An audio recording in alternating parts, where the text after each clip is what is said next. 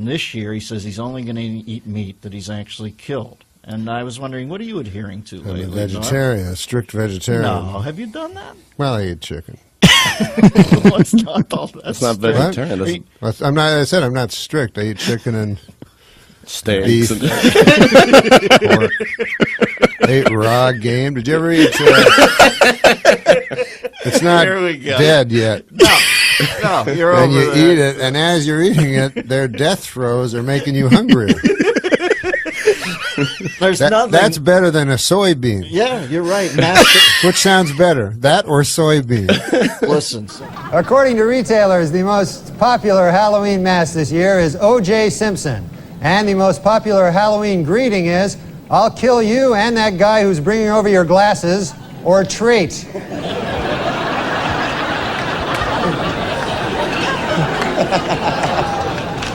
This week on Larry King Live, Marlon Brando made the shocking statement that Hollywood is, quote, run by Jews. In response, outraged Jewish organizations made it snow in New York in April.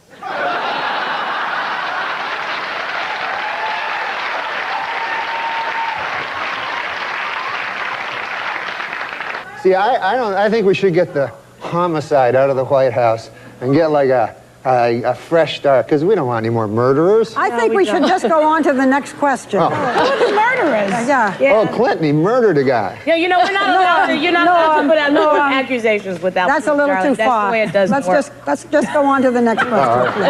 Yeah. This is not my week. What can I tell you? Oh, it's not mine either, and I'm being very nice, okay? Be a good boy. Now, Norm. Do you never hear that? No. Listen, we don't need to talk about that. I don't want to get into this, and I don't want to hear it, and this is not the place to make those accusations, and you're supposed to be funny. Let's get on to the next question. So get with it. There you go. This is a live show. Not for nothing, Norm, but you have been properly chastised by Barbara, so I'm now going to ask the next question. I thought it was a matter of record. Shut up. Shut up. Look, Okay. let me do this, okay? I'll tell you what's a matter of record. You will not be invited back if you don't shut up. All right, now. You've admitted that you're lazy. I think you've read 6 books in your life. I've read 6. 6. What kind of a woman would be attracted to you, do you think? Well, I have a lot of money.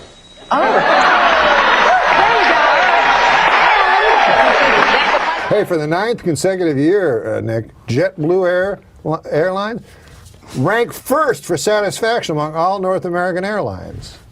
But you know what ranked least in satisfaction? 9/11 Airlines. What a terrible name for an airline. It reminds me of that tragedy. Oh, 9/11. Yeah, don't laugh at 9/11 again. 9/11.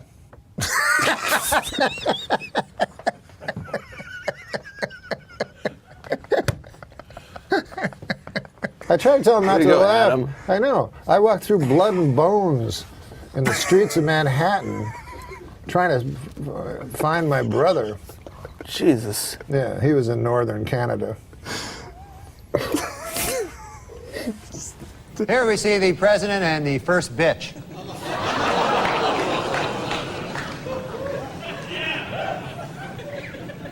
Hey, slow down, you bitch. Let me catch up.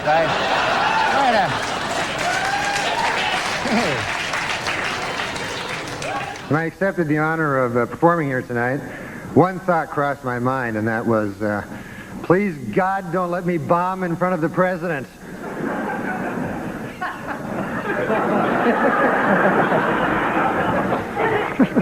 But I'm not worried. What the hell do I care? You know, I worked on all my jokes. I got a lot of help from my joke writer, Don Imus. He was helped me a lot. Are you familiar? You know this guy? He's a funny guy. He wrote some jokes. Anyways, the dinner was great. You enjoyed the dinner? We had some salmon. Yeah, it was delicious. It was great, and I thought it was refreshing to see Democrats serve something other than subpoenas for a change. I thought that was nice, you know? I'll be doing some jokes later. I just thought I'd... Well, one time I was on his other show, Who Wants to Be a Millionaire, and it was Celebrity Who Wants to Be a Millionaire, so the questions are a little easier. Yeah, you won. I heard they didn't give you the money. Yeah. No, they give it to a charity. They don't tell you. That's No, they give it to sick children. oh, that's nice. Yeah, that's nice. They need, they need money too. Are you drunk? Because all you did was ride a cooler and you're sweating. I am. Well, it's hot it's hotter than a $2 Well, he's pistol got like in here. 12 layers on. Yeah, I think. thought it was going to be really cold. Well, you're from Canada. This should be springtime for you. No, I know I'm from Canada, but I'm still a human being. Like it's not like we evolved differently. Yeah, no, I'm from the frozen north. Yeah. Yeah, it gets colder than It gets colder than a. Uh-oh, here it comes. Get your finger on the panic button. No, it gets colder than a vampire's demeanor. Okay, that's better. Wow. Surprisingly cerebral. What are you guys up to, man? We're joined by the talented trio called the Lonely Island. Yeah, who will be on the big. What do you call them? I call them Sandberg and the other couple of fellas. The Mind Squad is how Rolling Stone put it. The iron horse of broadcasting. It's iron. You don't pronounce it iron. That's what everybody tells me. It's the iron horse. Like Lou Gehrig was the iron horse of baseball. Yes. The word I-R-O-N is iron. No, iron. Iron. That's what makes English the world's toughest language. Yeah. Right? Sure. It is the Because toughest language. To me, it's the easiest. Yeah, well, you were born with it. In his book, O.J. Simpson says that he would have taken a bullet or stood in front of a train for Nicole. Man, I'm going to tell you, that is some bad luck when the one guy who would have died for you kills you. That's probably... You don't get worse luck than that. You know about this girl? She's mad at you. She was on the Greg Fitzsimmons show. Did you hear anything about this? I know Greg Fitzsimmons. Yeah, Greg does a show for us, and Greg was interviewing some girl, and she was going off. I know who it is. What's the girl's name? Me and Norm have worked with her before. That's why he's going to laugh when I say the name. Laura Keitling. Hates your guts. Did you know she hates you? No. Oh, my God. Do you want to hear the clip? Sure. All right, hold on. By the way, can I interrupt your old friend, NORM MACDONALD? Did you guys write together on, He's not a friend of mine. Roseanne, right? Well, I was just using it loosely. Now, you had a reaction just now to Norm MACDONALD. Not a friend, not a fan. You worked with him, though. At Saturday Night Live. Roseanne. No, I missed him at Roseanne. Well, I came in, and he was supposed to be the my guide through SNL, and it turned out that... Well, I barely remember Laura from the show, except for her hit characters, obviously. I don't even know who she is. But she's very talented. She makes Morweena Banks look like Gilda Radner. But no. You had a look of surprise on your face, even when this woman said, well, Norm was supposed to be my guide through Saturday Night Live. Guide? Did anyone inform you that you were her guide? No. There was no such mentoring program at Saturday Night Live, was it? No, she came in directly after me, so I wouldn't be her... mentor? Yeah, I'm not going to guide any lady through comedy. That would take me, first of all, I'd have to figure out how a lady could do comedy. And then I'd have to... The new people, hey, guess what? There's a young girl that's middling attractive that swears a lot. Let's get her. What? Is that the new fucking thing? Yeah. Sarah Silverman, hysterical. Right. Who's funnier than her? Nobody. No, except dudes. But, Nobody. and people had very strong opinions on the election. Some people had very strong opinions one way, and other people had strong opinions the other way. And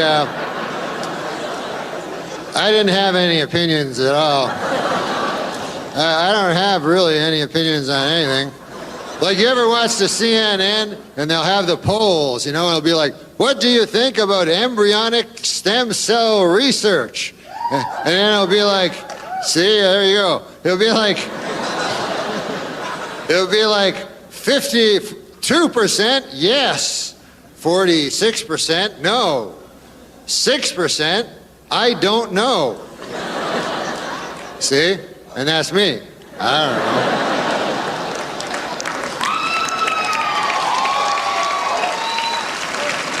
So I phone up to CNN, and I go, hey, listen, is this the TV? Yeah, that question you asked about the embryonic stem cell research? I don't know. And there's Charles Woodson. How about that? Huh? What a season he had.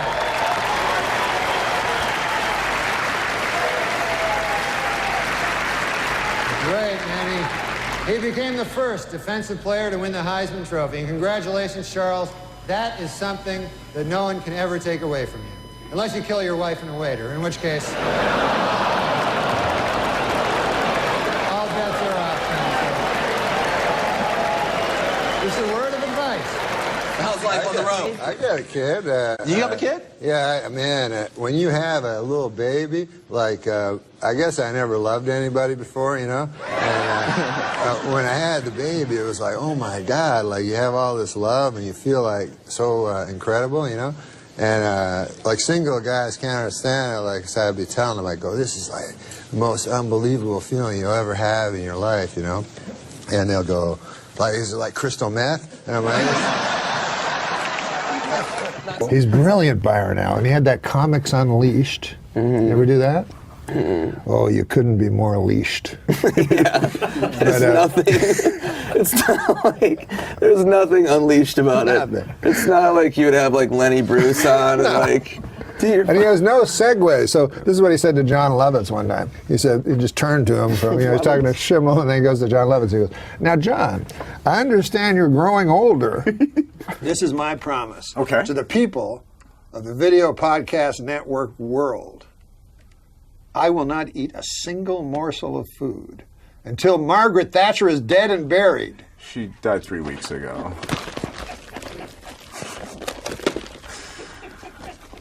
We'll be right back with Larry King. The weirdest show I ever see the dating game. That's a weird show. The prize on the dating game, another contestant. Talk about cheap, you know, they chuck you somebody else. And they always do the same thing on the dating game. They get a beautiful girl, match her up with 3 big geeks. You know? Last week they had a guy, I was like a crazy guy, loony bin, psycho, wingnut, crazy guy. You can tell by the way they introduce him. You know, they go, bachelor number 2 is a shadowy, lurking character. From no fixed address, please welcome. Guy comes shambling into the studio, well-thumbed copy of Catcher in the Rye sticking out of his back pocket area. And then they made the girls ask those questions. They always be laced with sexual innuendo, you know. Girl got to go, bachelor number 2, if I were a popsicle.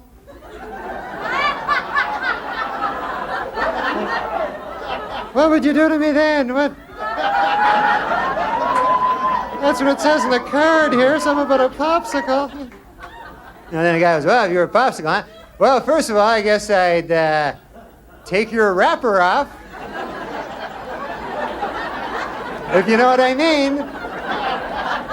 Then I'd grab a hold of your sticks. If you know what I mean. Then I'd press you against the counter till you're broken too.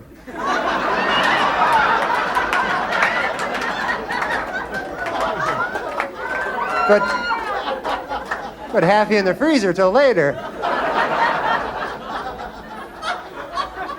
You know what I mean? You understand what I'm getting at there? I play with him. You do.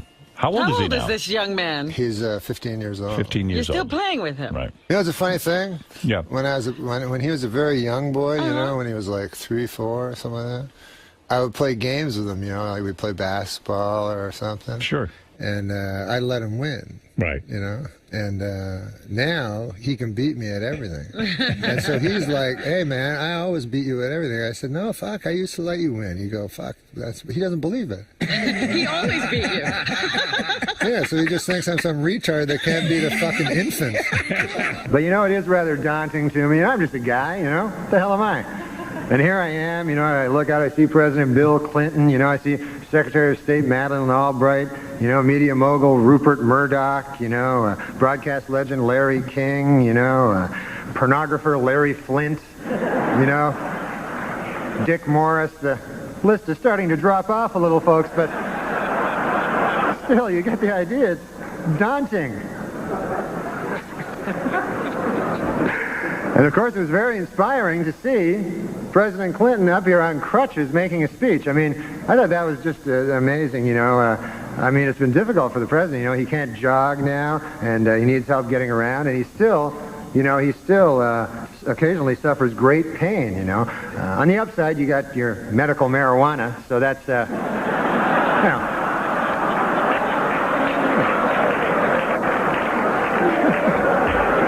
You must inhale, sir. It's the only way you're going to get better.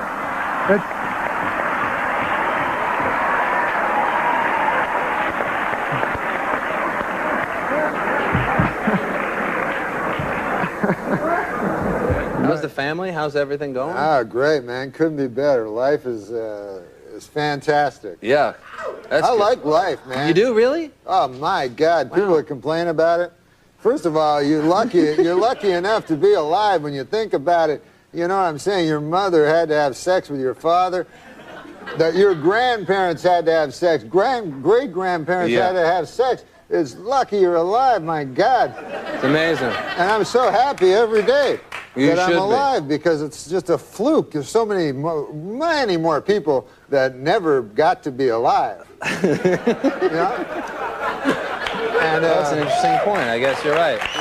If you do the math. So when people carp about it, I'm like, man, it's the greatest gig in the world, being alive. You get to eat at Denny's, wear a hat, whatever you want. Yeah. Get haircuts. It is. Well, good. I'm glad. It was revealed today that O.J. Simpson told police that Nicole Brown Simpson used to beat him up. He also claimed that she and Ron Goldman killed him.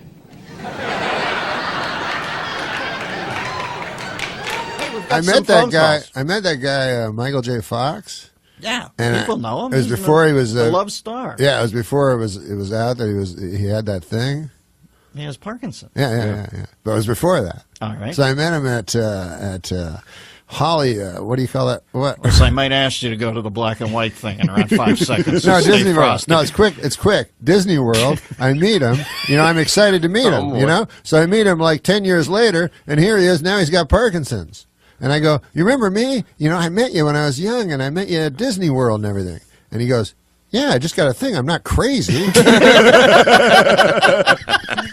Did he say that? Yeah, I said I'm not crazy. Oh, that's so but I didn't mean this. I didn't mean that. I just meant. Do you remember? Listen, I've got a couple young tykes who want to kiss the ring. You ready to receive this, or you're not going to flip on these cats? Anybody who loves you, you have to torch. That's your MO. Torch? What am I, Jeffrey Ross? Well, let's go. Let's go.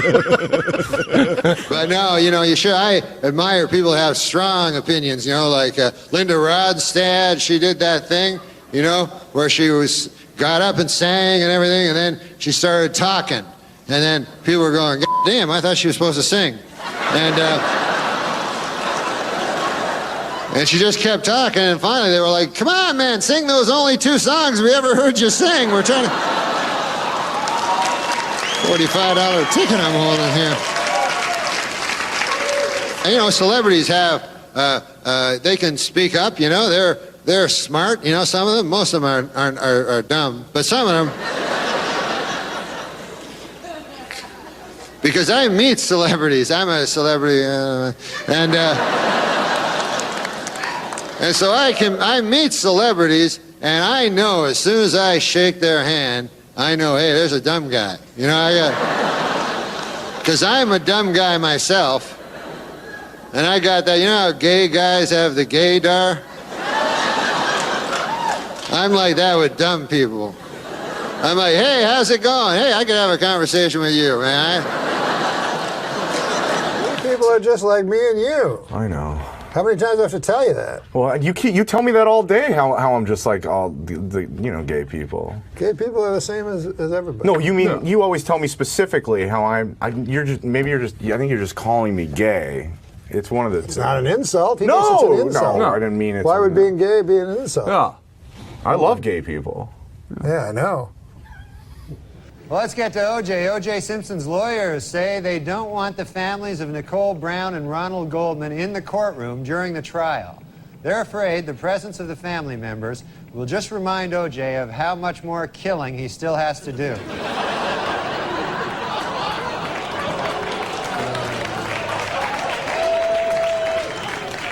finally, folks, next week, Jews everywhere will be celebrating the holiday of Yom Kippur, or as non-Jews refer to it, Wednesday. But Bob is a very, very funny man, and I often go in the booth with him, you know. Oh, sure. So one time we were there, and John Fogerty was in the audience. Mm-hmm. You know, a fortunate son, you know. So John Fogerty was there. So Bob Uecker is a very interesting guy. He thinks of everybody as the same. He doesn't think of people as stars or anything like that. He's a very down-to-earth guy. So he was talking to me, and he says, "Hey, man, you know that guy?" I go, "Yeah." He goes, "That's John Fogerty, rock and roll singer."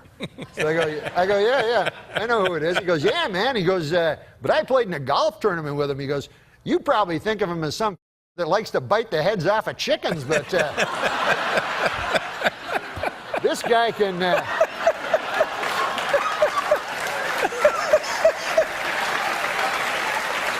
That's exactly how I think of him. This guy can get it out of the sand trap like nobody's business. So he goes, he's got a hell of a set of pipes on him. He goes, come the seventh inning stretch, I'll have him up here. He'll sing for you. So I said, no, Bob, don't do that. Like, don't have him come up and sing for me, please, you know. He goes, what's matter, man? Don't you even know who he is? He got all mad. So I go, yes, Bob, I know who he is. He did Creedence Clearwater Revival. Yeah. He goes, yeah, he did all that.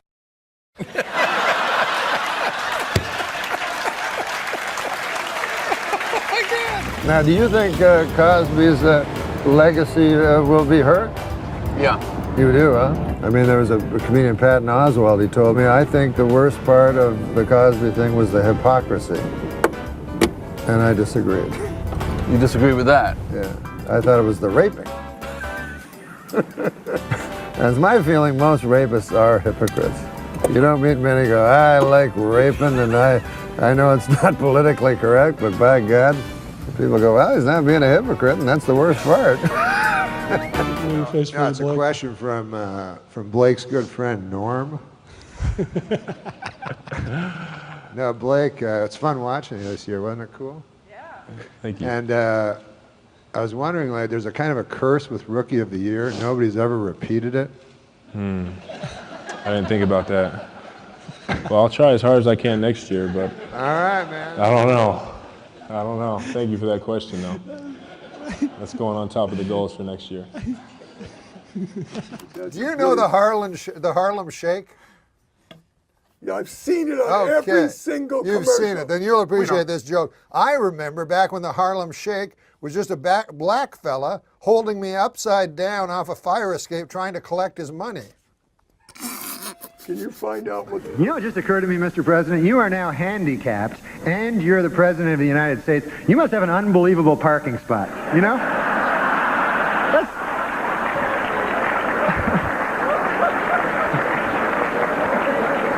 That's got to be very close to the building, you know?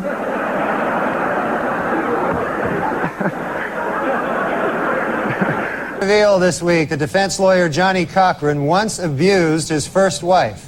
In his defense, Cochran said, hey, at least I didn't kill her like some people I know.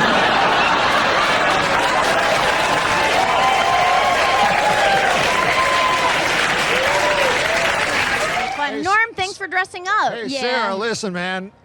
Congratulations, that's the 100th time that joke's been done tonight.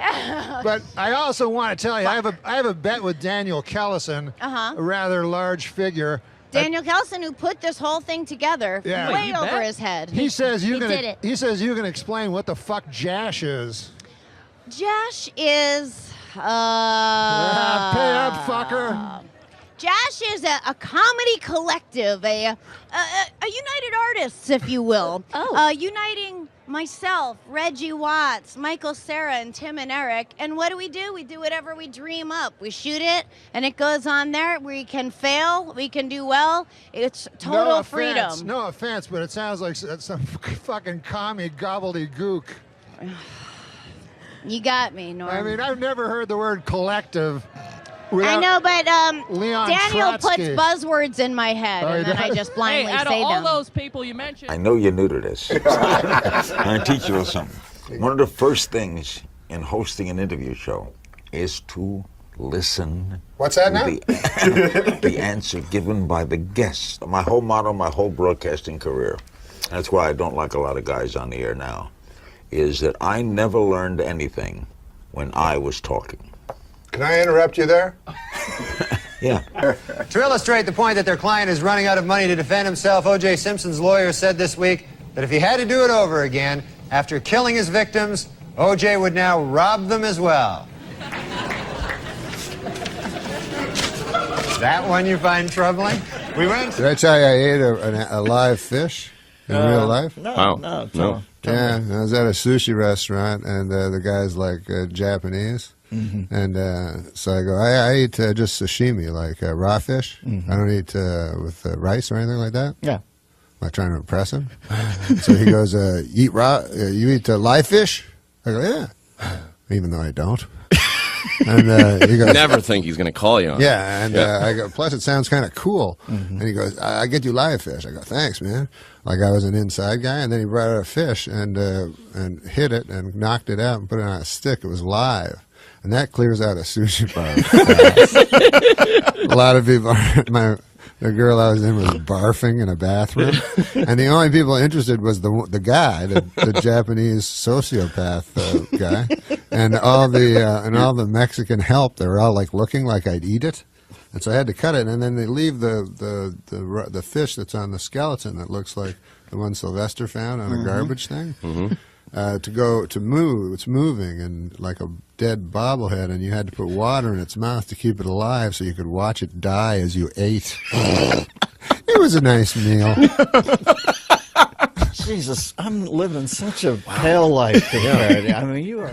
If you guys think it's weird that guy in Cleveland kept 3 women in his basement as sex slaves, wait till you hear what my middle-aged Uncle Gordon kept in his basement.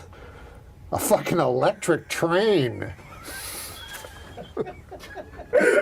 At least these were human beings. At least. Living the great life, living the dream every day. Yeah. Norm, every day. Did you enjoy that bit we did with driving around? It was really hysterical. Yeah, I got a late. They put me in late. I don't think I'd have to take. Where did you go? Did you take a spin around the station? I couldn't find you. You drove way too far down the hall. I got a heavy foot. There's a real stream of consciousness thing happening here, Norm. Yeah, it's called conversation. But there's no brake on mine. Oh, man, I want to buy this dog. You should have seen this dog. This guy wanted to sell me a dog in the store. It was $600, this dog. Can you believe it? $600 for a dog? Oh, man. I was looking to pay, a buck. I just wanted a bargain dog, a nice discount dog, a cheap, off-the-rack kind of dog, any kind of, show me to your bin of dogs, my good man, I said to the guy. But this guy says, no, he says, why don't you buy this dog? He says, it's $600, this dog, but he says, this dog is a pit bull. He says, this dog will protect your valuables. And I don't even have anything very valuable, I buy the pit bull, that would be the most valuable thing I have.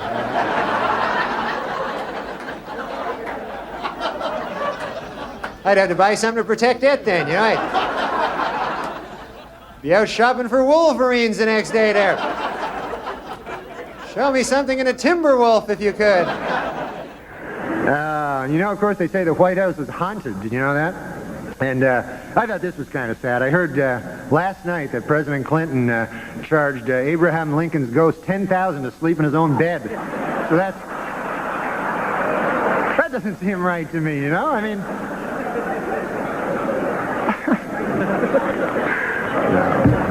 But look, the president, has come under a lot of fire for raising money, but, he's good at raising money. That's not a bad thing. Every president's done it. It's just that President Clinton is very, very, very good at it. Do you know he has organized in the past year over 100 fundraising dinners and over 200 fundraising midnight snacks? Did you know that? Is he laughing? Is he...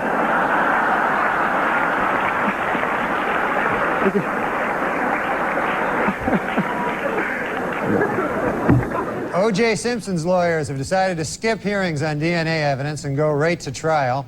Asked why they did this, the lawyers replied, We want to get O.J. acquitted as speedily as possible so he can get back to doing what he does best, killing people. No, I was just thinking, because they have that Viagra thing out. Yeah. And the other day, Bob Dole came right out and said he was one of the first. Yeah. And you don't want to hear about Bob Dole's cock, I mean, President Clinton's cock, Bob Dole's cock, what the hell? But mostly, an old man like that, you don't want him to have a super hard cock. You know what I mean? Why? Why? Because an old man, you want him to be got a pipe going, a newspaper, the dog at his feet there. Well, that in some corners is considered pipe. Oh. But now they're going to have to create some goddamn pill that makes women aroused at the sight of a fucking 70-year-old dude with a super hard cock. You know what I'm saying? It's crazy. This Viagra. It's insane. And you know what it's for? Impotent people. All right, it's for impotent guys. So get this. I read this. The pill can make your cock hard for 4 hours. Right. So now, who has the 4-hour hard cock? The impotent guy. The rest of us are fucked. Me and you got our regular cocks. Meanwhile, fucking Spade is, Refer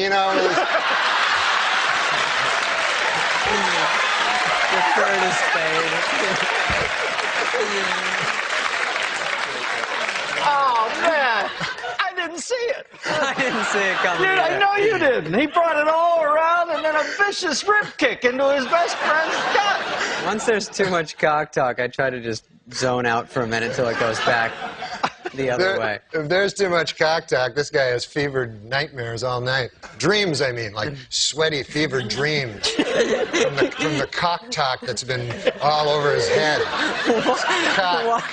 Why bury me twice? He's killing me. No, he's a good man. That erased it. All right. No, he's a good man. Who cares? After all that, that's nice. You know, I'm old enough to remember back to simpler, more innocent times when the worst thing you'd hear about the news was hijacked jetliners flying into buildings. Oh, now, Gilbert, you're going to get into trouble again. What I wanted to show you is how easy it is to watch yourself and other live streams on your tablet device. On the computer. On the computer. Yeah. Go ahead and hit play there. Okay. It's right I there see. in my. It's so simple. Do you see your face? Oh yeah, it's me with a huge fat fucking face. Yeah, I didn't want to be the one to say it. Yeah, I've been having a lot of trouble. My doctor, he said he's not a very nice guy. He said, open your mouth and say oink. Yeah, you need to get better insurance, Norm. Insurance? He was calling me a fat pig. Well, I mean, nobody's going to disagree with him. Oh, chasm. I'm sorry, Norm. I've got an acid tongue. You do. You're an acid-tongued Arab.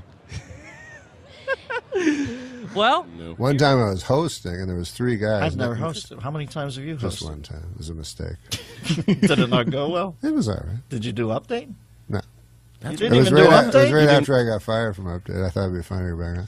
But anyways, so there were three guys doing music, you know. Yeah. And I don't know music. I just know old music. Like again, Lauren would go, "Who do you like?" And I go, "You like this guy." Bobby Goldsboro. Yeah, Bobby Goldsboro. Eddie Cantor, is he around? And Lauren go, "You've got to go," you know. So who'd they have on? Very hip. So they young kids. had hip guys that everyone else knew except me. It was Snoop Dogg. He just changed his name, and he was angry because I kept getting it wrong. It used to be Snoop Doggy Dogg. It was Snoop Dogg and Eminem and Dr. Dre. That's a pretty heavy lineup. Yeah, though. but to me it was 2 black guys and a white guy. So I go to introduce them. You're beautiful. And they're all just trying to get this into the barn. Don't go black white on. They were all standing like in I'm rap. out there with Francis Farmer. You're about to go up and take me with you. They were standing in rap positions, as you know, like against, and I'm about to introduce them. So they're standing in that rap position where it looks like they'll either start singing rap or pull a gun and kill you. So then I go, as a joke, I look at them, because I remember this is kind of a Letterman-y thing to do, but I go, fellas, are you ready? Are you ready? Which forces them to go shake their heads slightly. Even though they're in this crazy dangerous I'll post up. I'll post up. So I thought that was funny. But then I learned later they were geniuses, and I should have befriended them rather than... You're a freaking genius, Norman. The oddest slogan I've ever heard. What happens in Vegas stays in Vegas, they say. Of course it's not true. You can't kill a person and leave. They'll follow you across state lines and bring you back, and you'll face a jury of your peers. So I said, what does that mean? What does it mean? Like, what are they getting at, you know? I started ruminating about it. I whittled. I started whittling. Oh, you whittle? Yeah, when I ruminate, I whittle. Whittle and ruminate. Yeah, I whittle. Hand in hand. And I said, what does that actually mean? What happens in Vegas stays in Vegas? And it came to me in a sudden. What it means is you can have sex with a prostitute in Las Vegas, and she will not tell your wife. They're very discreet in Vegas. They're not like these gossipy small town whores. You know.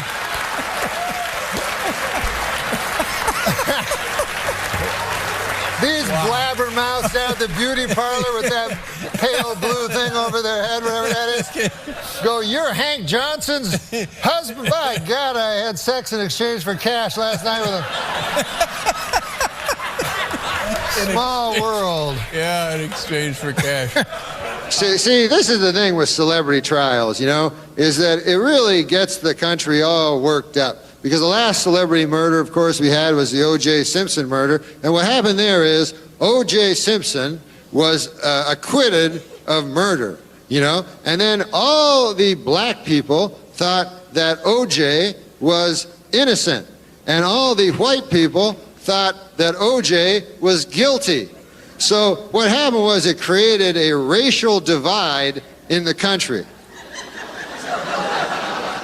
I read that in a magazine. It created a... But what that means is, of course, the races were divided, you know? And that's no good, you know? So I was figuring, maybe, what do you think of this? Maybe we let Robert Blake off and call it even. And then... Well, earlier this week, actor Marlon Brando met with Jewish leaders to apologize for comments he made on Larry King Live. Among them, that, quote, Hollywood is run by Jews. The Jewish leaders accepted the actor's apology and announced that Brando is now free to work again.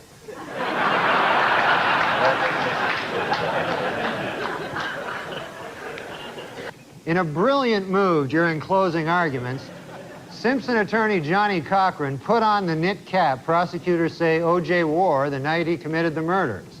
Although O.J. may have hurt his case when he suddenly blurted out, hey, easy with that. That's my lucky stabbing hat.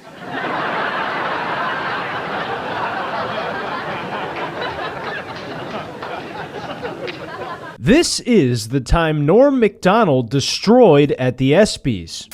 He became the first defensive player to win the Heisman Trophy. And congratulations, Charles. That is something that no one can ever take away from you. Unless you kill your wife and a waiter, in which case... all bets are off.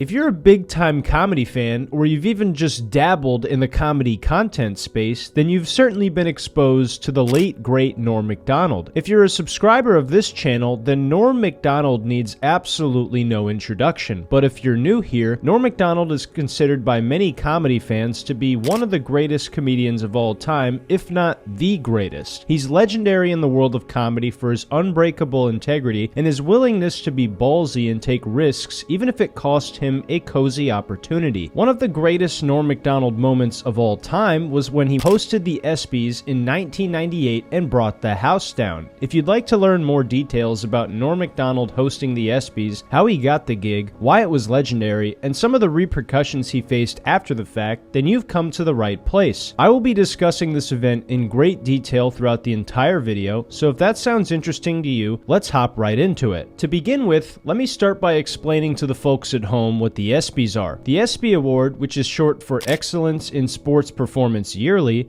is an award that's given out annually for athletes and teams who give extraordinary performances over the last calendar year. If you don't watch a lot of sports, it basically sums up to whichever guy is the best at playing with balls gets a trophy and a speech so that he can thank God, his wife, and the woman he's fucking when his wife isn't around. The ESPYs are broadcasted by ABC, and they always have a host for the event. The host will usually be either a comedian, actor, or sports person. In fact, the first person to host the ESPYs was Dennis Miller in 1993 and 1994, who we know is an avid admirer of everything Norm MacDonald. However, a few years later, Norm MacDonald would be hired to host the ESPYs for its 6th annual ceremony in 1998. It was an incredibly ballsy decision, to say the least, to let Norm MacDonald host the ESPYs. I, for one, think the person responsible for this decision deserves a blowjob from a really hot woman, like Caitlyn Jenner. No, but seriously, this was a pretty unbelievable decision when you really look at the timeline of events. It was 1998, and at this time, Norm MacDonald had built a reputation for being one of the most fearless and unpredictable Weekend Update hosts on Saturday Night Live, a reputation he has since held on to even to this day after his untimely demise in 2021. It's even crazier when you consider this was the same comedian who just 1 year ago got hired for a corporate clean comedy gig in Iowa and then got kicked out of that state for doing material that was anything but savory and clean. Which, if you want to learn more about the time Norm MacDonald got kicked out of Iowa and you're not gay, I made a whole video on all the details surrounding that event you can watch after this one. Anyway, the 6th ESPYs Awards ceremony was on February 9th, 1998, which was just 1 month after Norm MacDonald had been fired from Saturday Night Live for what everyone thought was the O.J. Simpson jokes. The awards ceremony took place at Radio City Music Hall in New York City, which meant that given Norm's popularity on Saturday Night Live for many years, he had a home field advantage with the audience. If I had to guess, this was probably the reason that Norm got the gig, given his popularity amongst the audience and the main demographic of people that would be in attendance for the ESPYs. Anyway, Norm MacDonald would get the gig and would proceed to give one of the most incredible performances of all time. While airing on ESPN, there would be a little prelude to the monologue where Norm was doing an interview while dressed like he was about to go buy a pack of cigarettes. He talks about his favorite part of award ceremonies. With an award show, don't you think acceptance speeches are the key to a successful award show? What do you look for in an acceptance speech? What do I look for? Gloating.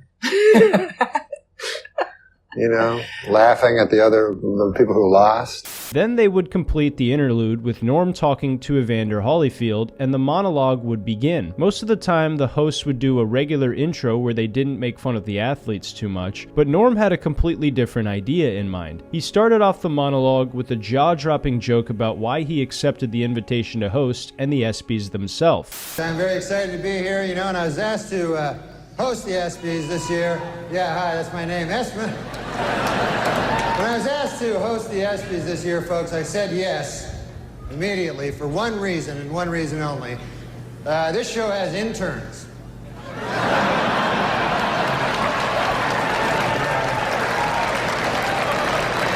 I'll be having a little improper relations backstage a little later. The 6th annual ESPY Awards. Hard to believe, huh, that the ESPYs are 6 years old. Although Anthony Mason swears they're 18.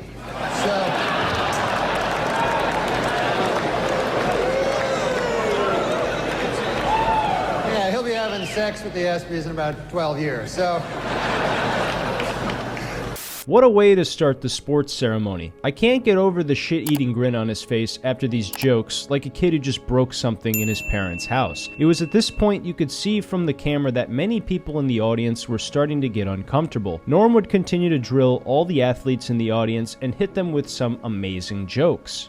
Just backstage, a lot of celebrities back there. I was talking to Jerry Jones, the Cowboys owner, and he's disappointed, obviously. Yeah. Well, he's a good guy, though, man. He's talking about rebuilding the team, and he told me, he says, we have to get back to what made us a championship team. Strippers and crack.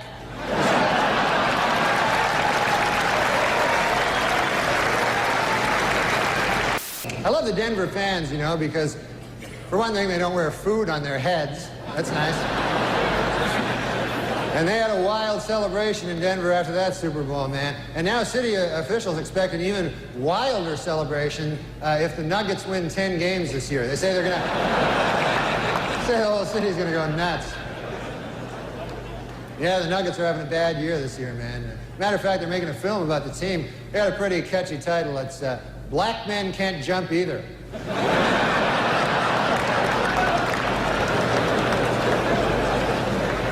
But Jordan is very serious, though, about leaving. In fact, he's already called the Hall of Fame to make sure that his plaque bears his basketball nickname, Air Jordan, and not his baseball nickname, Senior Crappy.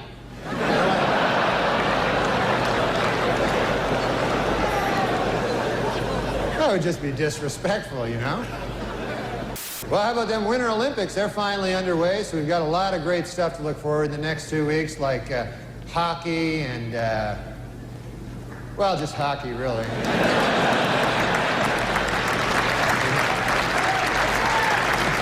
I was watching last night, I saw speed skating, and my goodness, you know, could the outfits they wear be any tighter? Holy Lord. There was an East German woman, I swear, you could see the outline of her entire penis. It was...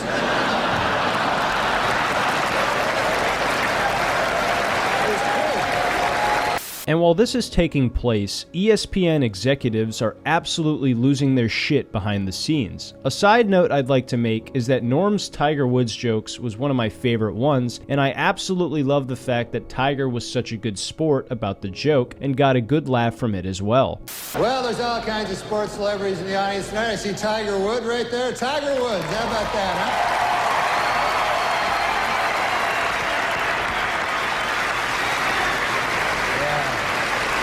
Yeah, he's up for golf. Of course, he's up for Golfer of the Year this ESPYs. And you know who I feel sorry for, folks, is the other two guys nominated for Golfer of the Year. You see these guys getting ready, you know? It's like, hey, honey, have you seen my tuxedo? No, not the good one. The one I wear when I'm going to get my ass kicked. Have you seen that one? Tiger Woods absolutely deserved to be Golfer of the Year when you think about all the holes he filled. Anyway, the final joke of the night was the one that Norm got in the most trouble for. He saw Charles Woodson in the crowd and proceeded to go right for the head with his closer. And there's Charles Woodson. How about that? Huh? What a season he had.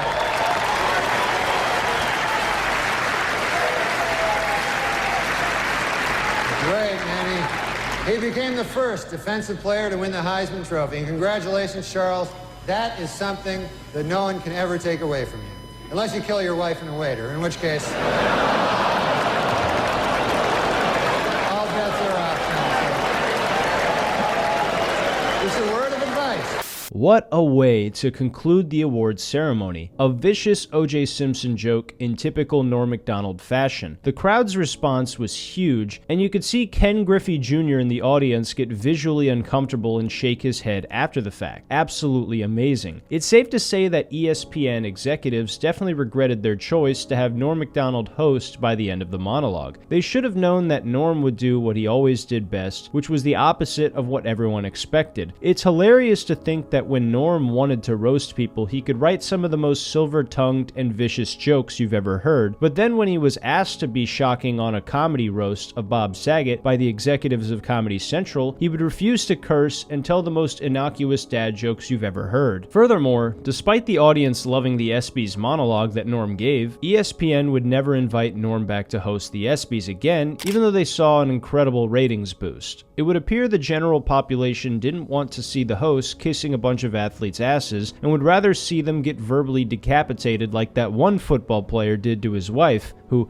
I'm not even going to dignify him by saying his name, but I think you know who I'm talking about. Norm would then be asked about this many times after it happened, given the infamy this ESPYs had at ESPN. Many years later, Dan Patrick would be hosting his own show, and he would have Norm Macdonald on the phone, and Dan would discuss a lot of nervous energy and discomfort that was in the air while Norm was on stage doing the monologue. We also get a little bit of insight from Norm himself as to how ESPN executives reacted to the set once he was off stage.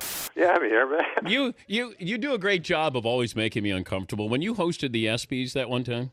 Oh, you were there. I remember that. Oh my God, Like you had jokes, but they weren't directed at me. I was uncomfortable, and they weren't even directed at me. Yeah, I have this thing where I don't even know when I do bad, but that happens to me a lot. I come off, I go, hey, that went pretty well, right? They're like, well, everyone left. I'm like, oh. It's so funny to hear Norm being so coy about how well he did. He knew the audience loved it, but I think deep down he knew the executives hated it more, but the best part was he likely didn't give a shit regardless. For a while, this was merely a speculation that the executives lost their minds over Norm. Granted, it was very likely speculation, but American sports commentator Rich Eisen actually came out and confirmed what we all knew was true in a tweet back in July 2023. Another hilarious side note was Norm's interaction with Ken Griffey Jr. after the fact. If you watch Norm's ESPYs monologue in its entirety, you will see several times when the camera pans over to Ken Griffey Jr. and he looks very, very uncomfortable. Then Norm shared a brief conversation they had after the event had ended. Well, Ken Griffey was really mad for some reason. I don't really know why.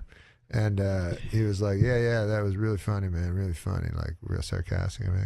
And then I said, hey, man, listen, I just want to tell you one thing. I go, there's never going to be a guy, never going to be a player like your dad. That guy was the best. There'll never be anybody close to that guy. Brutal. What did he say? He just looked at him. He didn't know what to do because what are you going to do? Go, my dad? You know? I'm way better than him. You know? But you knew that's what was in his head.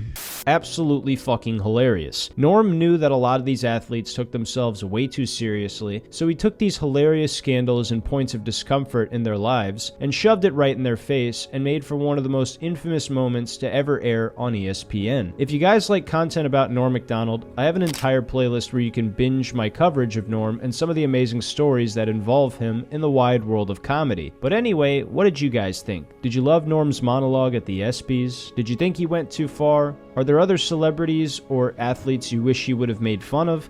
Let me know what you think in the comments down below. If you guys enjoyed the video, make sure to give me a thumbs up to show me your appreciation and subscribe to the channel if you're new. I also have a Patreon where you can see some bonus content, but all in all, this was the time Norm Macdonald destroyed at the ESPYs. Here we see the president and the first bitch. A moth goes into a podiatrist's office. A moth goes into a podiatrist's office, all right? You are correct. Comedian Norm Macdonald has died. Macdonald was well known for sarcastic, deadpan style as the anchor of Weekend Update. Norm really was brilliant. Not just his stand-up, but an edgy, underappreciated Weekend Update. I don't know of anybody that could make me laugh like that. I said, Doc, she's choking. I love Norm Macdonald. There's not another guy like this guy. And working with him was the greatest thing that ever happened to me. Because the light was on. When you think of a comedian, what comes to your mind? Perhaps you enjoy a comedian who tells a good story and takes you along for the ride at their shows. Maybe you're really into one-liner comedians who have mastered the meticulous craft of joke writing, or maybe your style of comedy is just a lady talking about her vagina. The answer may vary depending on what you, the viewer, finds funny, but to me, a comedian is someone who makes keen observations based on their own experiences about the absurdities of everyday life, and then tells you about it in a humorous way that you didn't expect. They also have the ability to deliver a joke or anecdote with unwavering confidence like it's the funniest thing you've ever heard. Even if it's not the funniest thing you've ever heard, that belief is what gives a comedian the courage to practice their craft for months, years, and even decades. To me, there's not a single person on the planet that embodies the definition of comedian better than Norm Macdonald did. Timing, joke writing, stage presence, relatability, any aspect of stand-up comedy you could possibly mention, Norm has mastered through years and years of hard work. Beyond his exemplary comedic talent, there was something else about Norm that made him so special, and that was his desire to always follow his heart no matter what it was he did. Whether it was getting fired from his dream job for standing in solidarity with his friend, or getting kicked out of a state by the governor for doing material he was explicitly instructed not to do. Norm always did what he wanted to do, even if it meant burning a bridge forever, and we as diehard fans get to enjoy his comedic legacy even 3 years after his death. Norm is still held in very high regard by his fans, and also some of the best comedians working today. And it is because of that I felt he deserved recognition for his long body of work that will never be forgotten. Ladies and gentlemen, welcome to the complete timeline of Norm Macdonald's legacy. I hope you learned something new. Too bad that you had to get caught.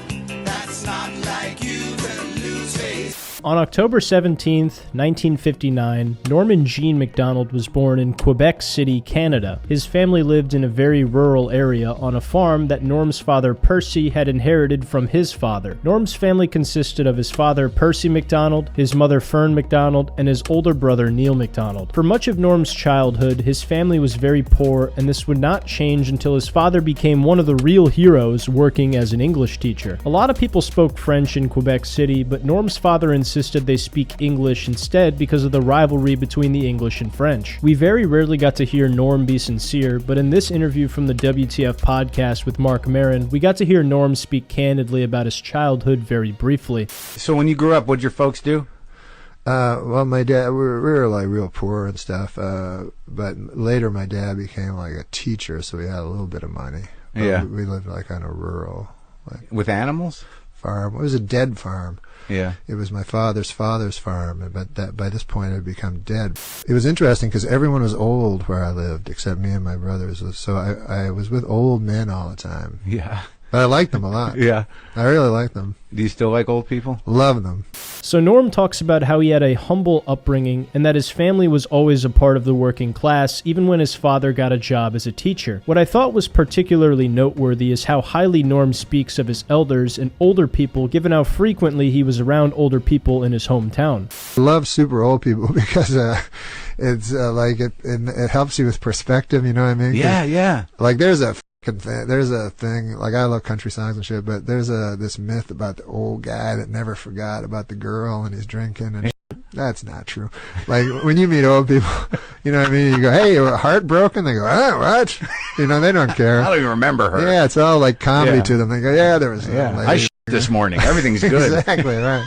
They have incredible perspective. And then I was thinking, if you can only get that perspective instantly, just pretend you're a fucking old man and forget it instantly. A lot of younger people have an attitude of irreverence or disdain towards elderly people, but Norm felt the exact opposite and really treasured the wisdom and perspective he received from his elders. What you'll notice about Norm as we continue to go through some of his old clips is that a lot of the phrases he often said are very old school and something you would hear an old relative say, such as, I'll give it a whirl, or what a gyp that turned out to be. Given Norm's upbringing, it's abundantly clear that his admiration of older people helped mold parts of his sense of humor and instantly made him stand out when he later gained attention as a stand-up comedian. More on that later though. Furthermore, when Norm started school as a youngster, it became apparent very quickly just how well-read and intelligent he was at a very early age. He was also very reserved and kept to himself a lot of the time based on his awkward and shy personality. Even though to a lot of us Norm is hilarious, as a kid, he was never really the class clown. First of all, I couldn't afford the shoes. Secondly, it took a while for Norm to mature into his unique personality he always had. When Norm became a teenager, he would attend Quebec High School for several years until his parents would relocate to Ottawa, Ontario. After Norm's family moved, he would transfer to Gloucester High School, which was also the home of hockey players Peter Campbell and Aaron Ward. As mentioned earlier, Norm was a very smart kid and also a great student. Norm had modestly said before that he dropped out of high school, when in reality this was all a bunch of gossip and trickery because Norm actually graduated from high school at the age of 14 years old, and then just 2 years later attended Carleton University to study mathematics and philosophy at the age of 16. Despite this young chunk of coal showing a lot of academic promise early on, he ultimately decided this path was not for him and dropped out of Carleton University. What a gyp that turned out to be. However, this would not be the final time that Norm pursued a higher education. In fact, he later attended the Algonquin College of Applied Arts and Technology, where he studied television broadcasting and journalism just like his brother Neil. While Norm said in his own words that he did not have a formal education, that doesn't mean he wasn't an incredibly intelligent kid who was wise beyond his years. I think it's perfectly appropriate to consider Norm a genius. Even though Norm had an exceptional aptitude, he worked a normal job as a furniture mover in his early 20s. Norm had a fascination with comedy and humor at a very early age as well. In fact, during his final performance on Late Show with David Letterman, he shares a very personal experience he had when he was very young of when he saw a talk show live in Toronto, Canada, where David Letterman Letterman was the stand-up comedian performing live. It's unclear when this was exactly, but it's clear that this, among many other things, had a huge impact on Norm and really made him fall in love with stand-up comedy. Then in 1985, at 26 years old, Norm Macdonald would try stand-up comedy for the very first time at Yuck Yuck's Comedy Club. According to the club owner Howard Wagman, Norm's first set was really good compared to other first-time comics. But Norm did not feel this way at all. In fact, Norm felt so embarrassed that he actually sprinted out of the club and said he would never do stand-up again. But luckily for the world of comedy, Howard talked to Norm and convinced him he had a talent for the craft and that he should keep doing comedy at his club. After Norm continued to do spots in Ottawa and saw his stage presence and confidence continue to grow, he found himself regularly appearing at the amateur nights at Yuck Yuck's Comedy Club. Norm developed a very unique style of comedy with his keen observations and his incredibly dry and sarcastic delivery, and it made him a local favorite at Yuck Yuck's among a wide strata of Canadian comedy fans. Norm was also an incredibly quick learner with all of the stage time he was getting, and it seemed like he found his comedic voice very quickly. Within just 6 months, Norm was granted the opportunity to perform at Just for Laughs Comedy Festival in 1986, which was located in Montreal. This was a highly prestigious honor in the comedy world at the time because for some comedians it took them anywhere from 5 to 10 years, maybe more, before they got accepted into Just for Laughs, but Norm was doing it within his first year of stand-up comedy, which is absolutely unreal. There's an audio recording of Norm's performance at Just for Laughs in 1986 that's around 8 minutes long.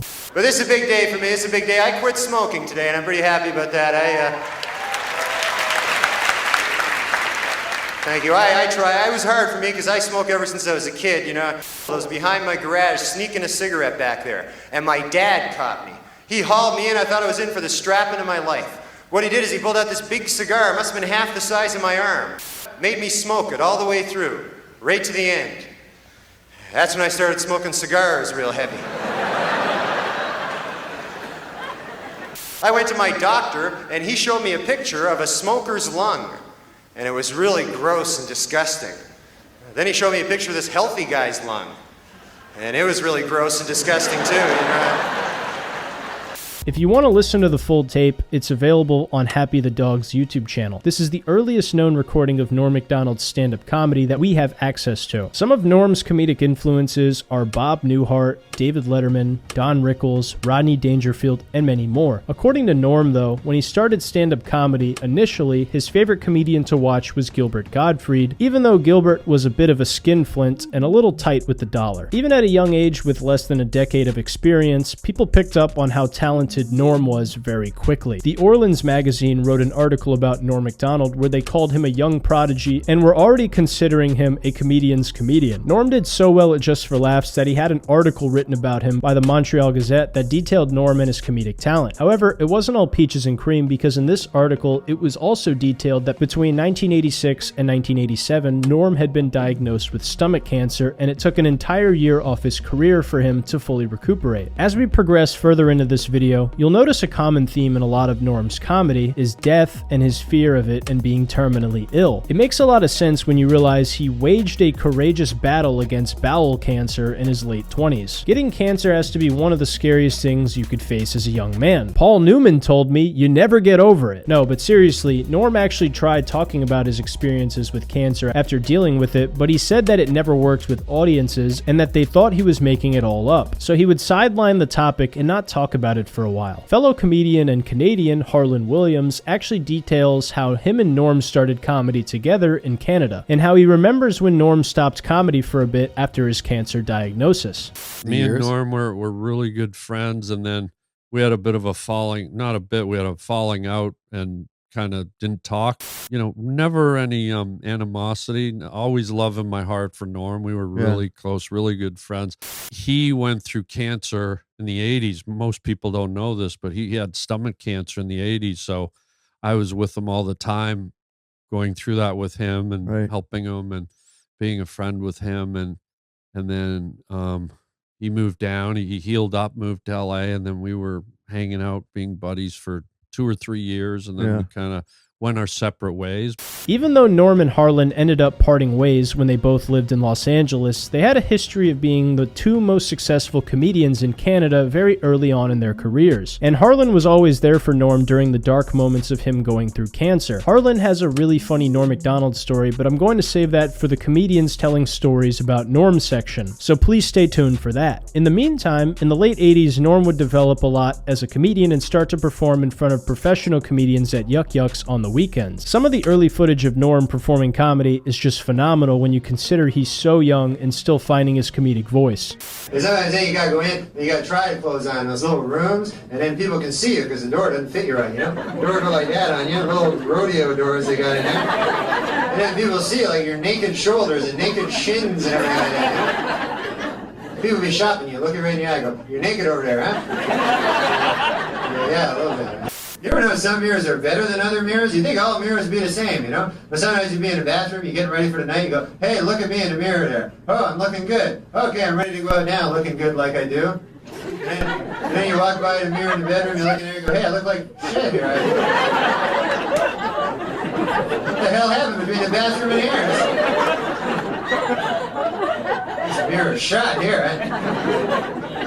Even 4 years into comedy, Norm just had it. He was already commanding the stage and delivering jokes with the utmost confidence like a seasoned professional. A comedy club owner wrote something about Norm I felt was very compelling. He said, quote, "In the late 80s, Toronto Yuck Yucks owner Mark Breslin set up a showcase for me for 15 of the best Canadian comics. But once Norm hit the stage, everyone else was just playing for second place. I'd never seen anyone like him before, and I've never seen anyone like him since. He has always made me proud to be in this profession, as I've always had the utmost respect for him. One of the greatest comedians of my or any generation, and I'm truly honored to have known him," end quote. Words like these are truly remarkable and only capture a sliver of just how good Norm was and the impact he had on the craft of stand-up comedy. Eventually, as Norm continued to grow and develop as a comedian, he received more splendid opportunities such as performing as a contestant on Star Search, and more notably, he made his late-night debut on Late Night with David Letterman. When Norm did Star Search, he went against Australian comedian Vince Sereni and Liberian comedian Bushman. Despite giving it his all, Norm would come up short and lose to Bushman on Star Search because he simply wasn't as funny as this silver-tongued Liberian, or so the Germans would have us believe. The show would not be nearly as pivotal, though, as Norm's network television debut on Late Night with David Letterman on May 9th, 1990. Norm would bring the heat and give an exemplary television debut that Letterman absolutely loved.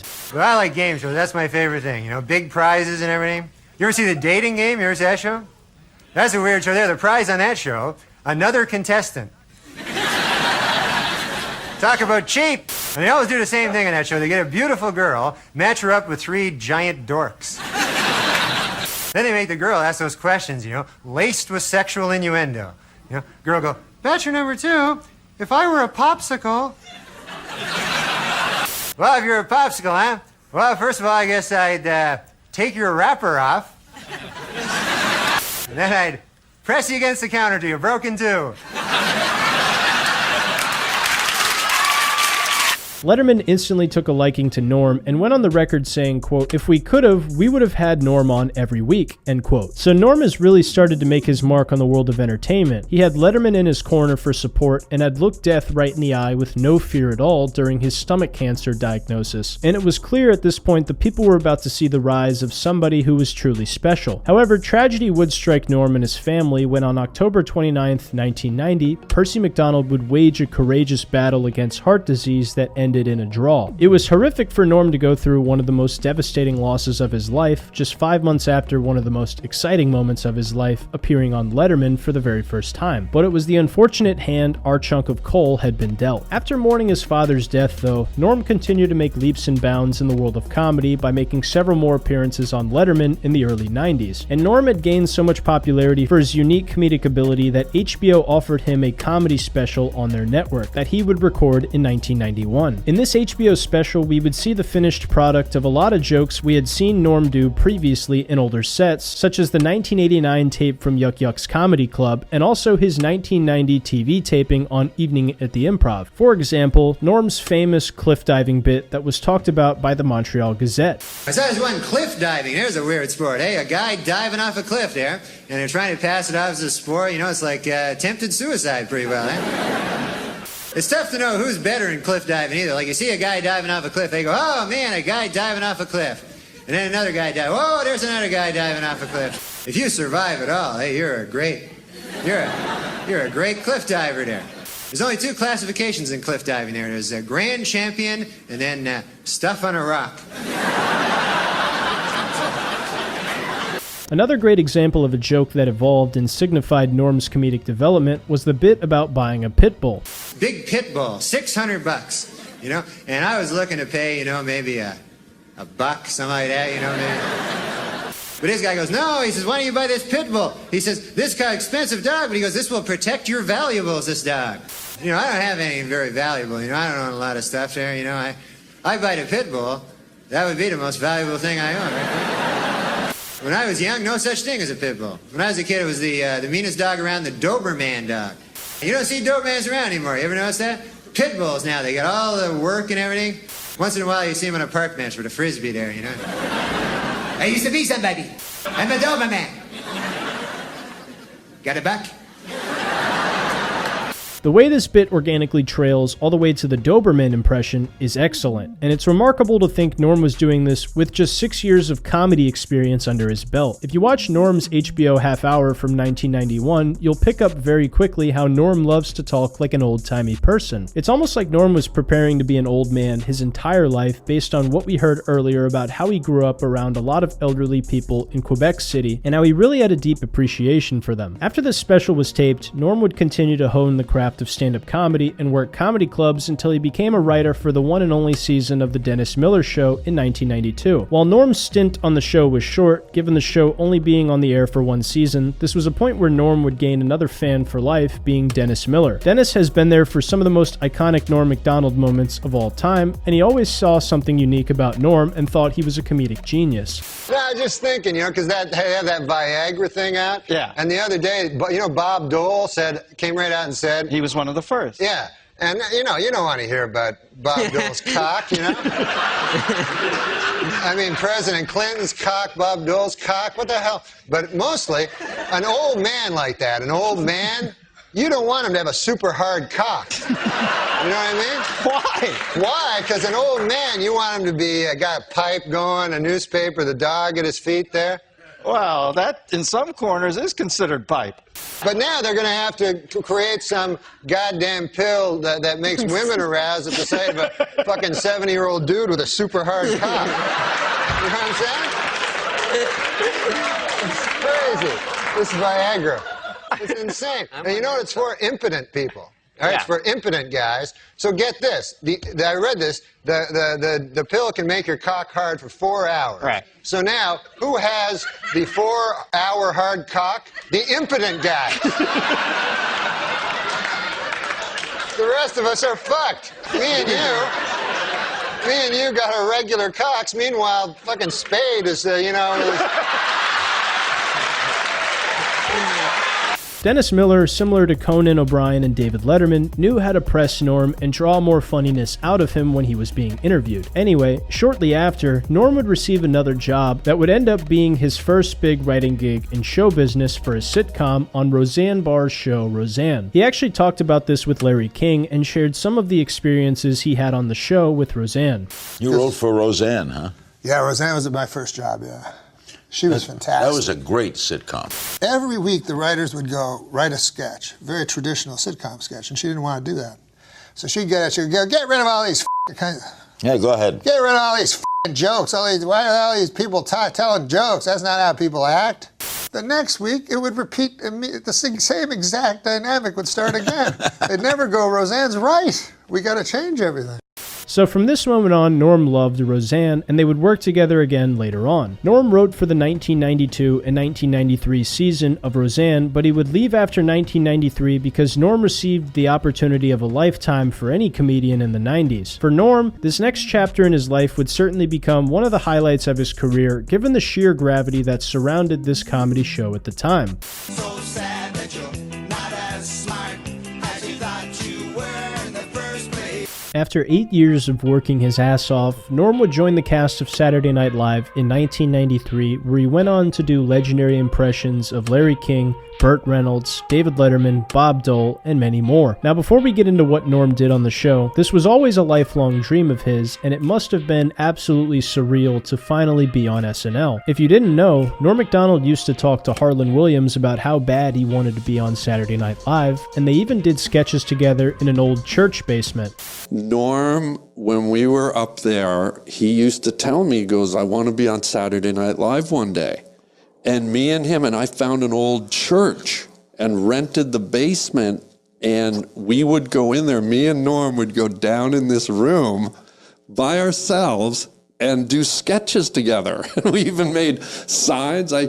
We did this one sketch where we were sports broadcasters calling the color to baseball games. And so I painted a big mural of the Major League Baseball thing. And we'd sit at this thing and be, okay, over to you, Norm. And we'd do these sketches, but to nobody. So SNL wasn't just another job for Norm, it was something he literally dreamed about being on for many years when he started comedy, and Harlan knew this very well. In his first year on the show, he had some very memorable performances that are still talked about to this day. A few of my favorite sketches Norm did while on SNL were the multiple personality sketch with Roseanne, and also the zoo sketch he did with Chris Farley. Speaking of which, while on the show, Norm would also befriend the bad boys of SNL, which consisted of Adam Sandler, Chris Rock, Tim Meadows, Chris Farley, David Spade, and Rob Schneider. This would lead to several more opportunities for Norm down the road with movies and comedy shows. Norm often said he wasn't great at acting, but when it came to doing impressions, he was actually really good.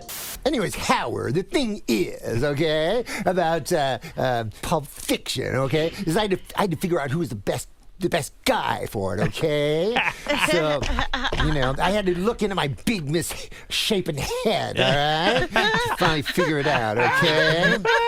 One of my favorite impressions he did was when he played Burt Reynolds on Celebrity Jeopardy, and also when he did David Letterman. Norm always believed that in order to do a decent impression of someone, you have to like the person. In fact, he says this on an interview. But if you do an impression of someone, you have to like that person, because you're playing the person and people like themselves.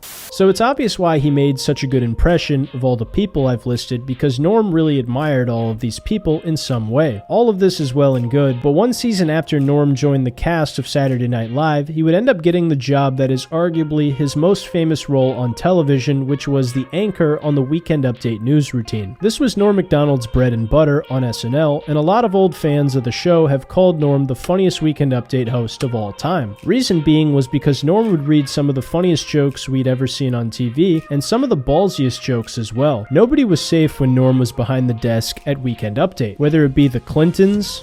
Here we see the president and the first bitch. Or even just your friendly neighborhood crack whore. However, last year's worst job, assistant crack whore, has been replaced by a new worst job. Crack whore trainee.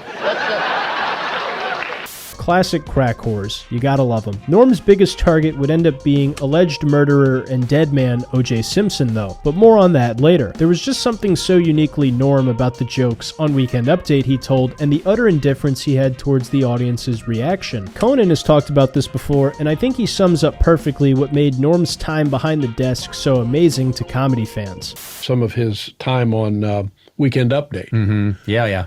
When you watch it now, you realize Norm just didn't care if it got a laugh. No. And he didn't. Yeah. He didn't care. And he had a joke. I think Downey wrote the joke. It was during the O.J. trial. In a brilliant move during closing arguments, Simpson attorney Johnny Cochran put on the knit cap prosecutors say O.J. wore the night he committed the murders.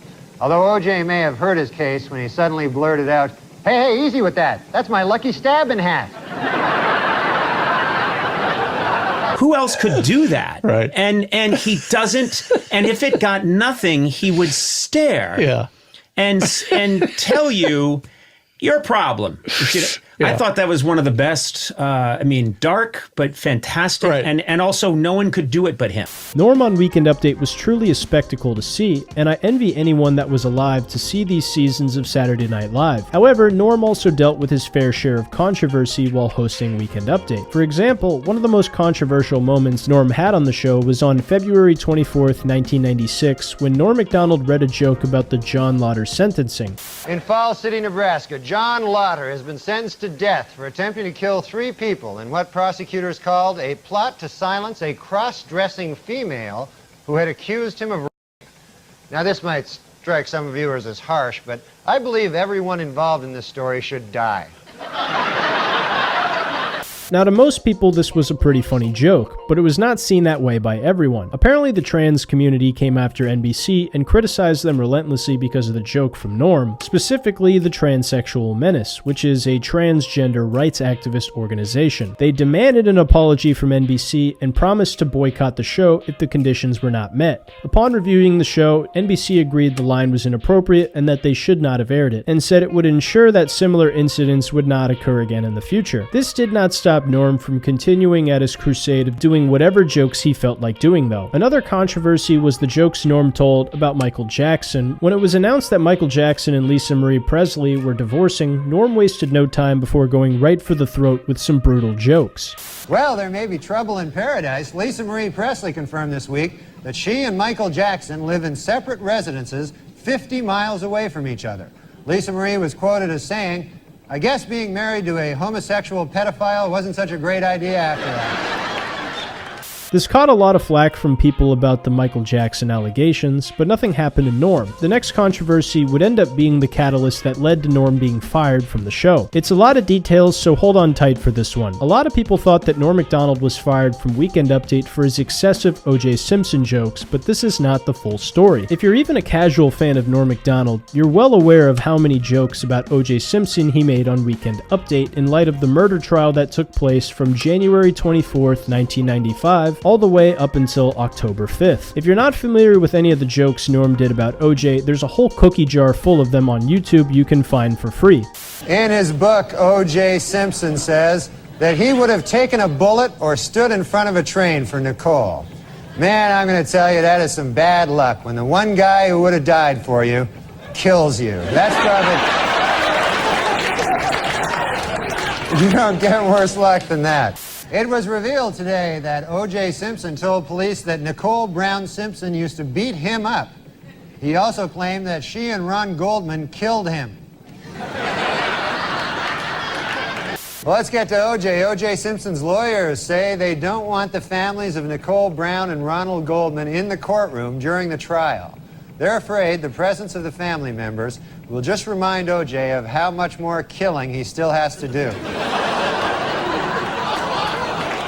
These were just a couple, but there are way more you can find on your own. At the time, the head writer on Saturday Night Live was a guy named Jim Downey, who was good friends with Norm and the rest of the Sandler gang. If you don't know Jim, he played this character in the movie Billy Madison. However, Jim and Norm wrote a bunch of these jokes, and it started to anger one of the executive producers at NBC named Don Ohlmeyer. The reason for this was that Don was friends with O.J. Simpson. Then when the trial took place and it came back that O.J. Simpson was found not guilty of murdering that woman and a waiter that he absolutely murdered, Don told Norm and Jim that the trial is over, so it's time to just let the OJ jokes go and move on. In response to this order from Ohlmeyer, the day that the verdict was announced, Norm started Weekend Update with this joke. Well, it is finally official. Murder is legal in the state of California. It didn't stop here either. Norm proceeded to read several more vicious jokes about OJ and completely disobeying what he was told to do by Don Ohlmeyer. Another thing you'll notice about Norm as we proceed through this timeline is that he absolutely hated being told what he could and could not do. If you told him to do something, he would most certainly do the opposite. This was something that would lose Norm potential opportunities while also granting him a legendary status amongst fellow comedians and his own fans. What happened next though was the producers at Saturday Night Live approached Jim Downey and told him that they were going to fire him very soon. Then after this, the same producers called Norm into their office and told him that they would be firing Jim Downey, and they basically asked him if he was okay with this decision, to which Norm said he was not. The producers insisted that Jim was dead weight and that he was not helping the show at all. And Norm put his foot down and said he would not do the show without Jim, and that if they fired Jim, they would have to fire Norm as well. Jim Downey actually sat down with Conan and told him this exact story very recently. The network went to Norm and said, we want to get rid of Jim Downey, and we just want you to know, you're cool with that, right? He said, no, if you fire him, I quit. And they go, that's crazy. I mean, he's not helping you, And he said, well, no, I'm not doing it without him. And he never told me that. And I didn't hear that for years. I heard it from some network executives. And and part of everything else, if that had been me, that would have been, you bet Norm would have heard. So Norm got fired from Weekend Update halfway through the 1997 season while standing in solidarity with his friend Jim. What's crazy is the public would have never known about this if the producers didn't tell Jim Downey, and Norm refused to make a moral stand about it publicly because he didn't want to big brother Jim. This is why everyone for so long thought Norm was fired for the OJ jokes. Then Norm went on Letterman directly after this happened and played coy, making it seem like it was all his fault. No, you didn't get fired. Yeah, they fired me. No, they didn't fire you. No, I'm serious. I talked to a guy that said I'm fired. They said that this guy, Don Ohlmeyer, turns out to be the president. Yeah, now I know Don Ohlmeyer, and just between you and me, he's an idiot. Oh. So he goes, oh yeah, I'm firing you there from the show. And then I said, oh, that's not good. Then I said, why is that now? And he goes, oh, you're not funny. Yeah. And then I said, oh, Lord, that's even worse news,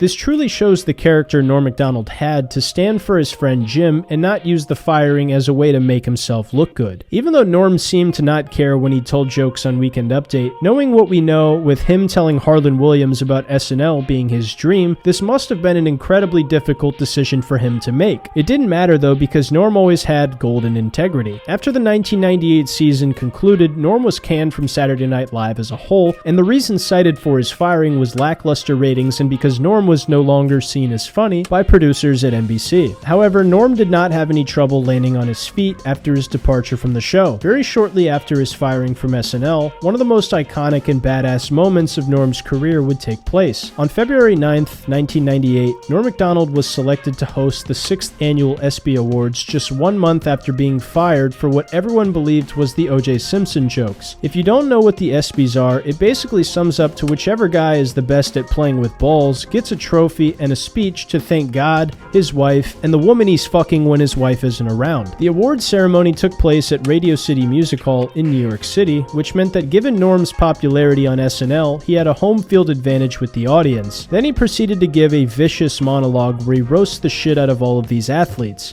But man, it's great to be here at the 6th annual ESPY Awards. Hard to believe, huh, that the ESPYs are 6 years old. Although Anthony Mason swears they're 18.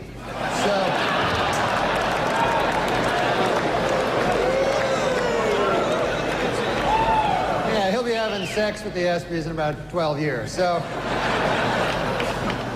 I was watching last night, I saw speed skating, and my goodness, could the outfits they wear be any tighter? Holy Lord. There was an East German woman, I swear, you could see the outline of her entire penis. It was... Well, there's all kinds of sports celebrities in the audience tonight. I see Tiger Woods right there. Tiger Woods, how about that, huh?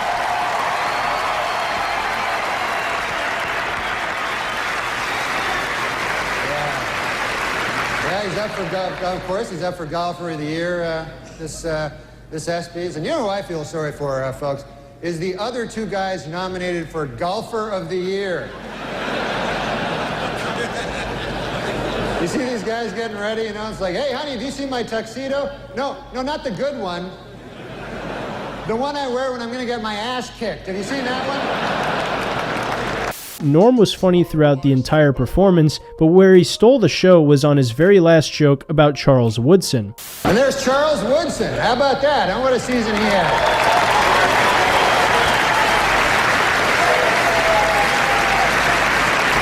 Great, man. He became the first defensive player to win the Heisman Trophy. And congratulations, Charles. That is something that no one can ever take away from you. Unless you kill your wife and a waiter, in which case... all bets are off. Just a word of advice. Absolutely amazing. The timing of this was spectacular, and everyone in the audience knew Norm was right. The balls to get this gig and then do something this dangerous is astonishing. It goes to show how special of a comedian Norm Macdonald was. After this, Norm would march forward in the world of show business. We had seen Norm as a supporting role in Adam Sandler's 1995 movie Billy Madison, and also The People vs. Larry Flynt in 1996. And just 1 year after leaving SNL in 1998, Norm would star in his own comedy movie directed by Bob Saget titled Dirty Work. This movie would be a hit for comedy fans and a national tragedy for movie critics. Either way, it was a national tragedy. Dirty Work would prove that even against his own words, Norm at least had serviceable acting to be funny on screen while also being the same chunk of coal that people had come to love all those years on SNL. This movie also featured one of Norm's best friends and professional fat guy, Artie Lang. This movie was an awesome moment for Norm and Artie to share the screen together, but this would also end up being a very special moment for the two of them because it would be the last movie that comedy legend Chris Farley would star in before his death. While the movie was well received by Norm's growing fan base, there was another controversy with Don Ohlmeyer because apparently he had blocked NBC from advertising Dirty Work out of retaliation for what he interpreted as disparaging conduct towards him on Late Night with David Letterman and The Howard Stern Show. If you watch these two interviews for yourself, you'd know this is complete and utter horseshit and that Don Ohlmeyer was simply holding a grudge against Norm for no real reason. Norm responded and called out Don for being the douchebag that he was, and even claimed that Ohlmeyer was the reason that some of the press he planned on doing for the movie was probably cancelled, even though these accusations were denied by the shows in question. Even though Norm had to deal with all of this during the release of Dirty Work, it didn't slow his reign because then a year after Dirty Work was released, on March 24th, 1999, Norm would receive his very own sitcom titled The Norm Show, where he played Norm. In this show, Norm played Norm Henderson, who was a former NHL hockey player who was banned from the league for gambling and tax evasion. Norm became a bit of a method actor and gambled for many years to make sure he gave the best possible performance in this role. In The Norm Show, to avoid prison time and exonerate himself of the crimes, Norm must be a social worker for 5 years as community service. You know, gambling and tax evasion is pretty bad, but to me, I felt like the worst part about Norm was the hypocrisy. Hypocrisy! Nah, I'm just kidding. Anyway, the sitcom was good for Norm fans because we got to see him every week in a show where the style of comedy revolved around Norm's unique sense of humor. After Norm found success on his sitcom, he was contacted by NBC and asked if he'd like to return to Saturday Night Live to host the show. Norm was delighted by the offer and accepted it immediately, but after all the crap he put up with from NBC after his firing, he was going to make a memorable return. On October 23rd, 1999, Norm Macdonald returned to Saturday Night Live and gave a scorching monologue where he completely trashed the show. If you haven't heard the monologue for yourself, it's everything you would expect from Norm and more. When the people here asked me to do the show, I gotta say, I felt kind of weird, I don't know if you remember this, but I used to actually be on this show, So you see, they fired me because they said that I wasn't funny, Now, so I wondered, I go, hey, wait a second here. Hey! I go, how did I go in a year and a half from being not funny enough to be even allowed in the building to being so funny that I'm now hosting the show? Then it occurred to me, I haven't gotten funnier. The show has gotten really bad.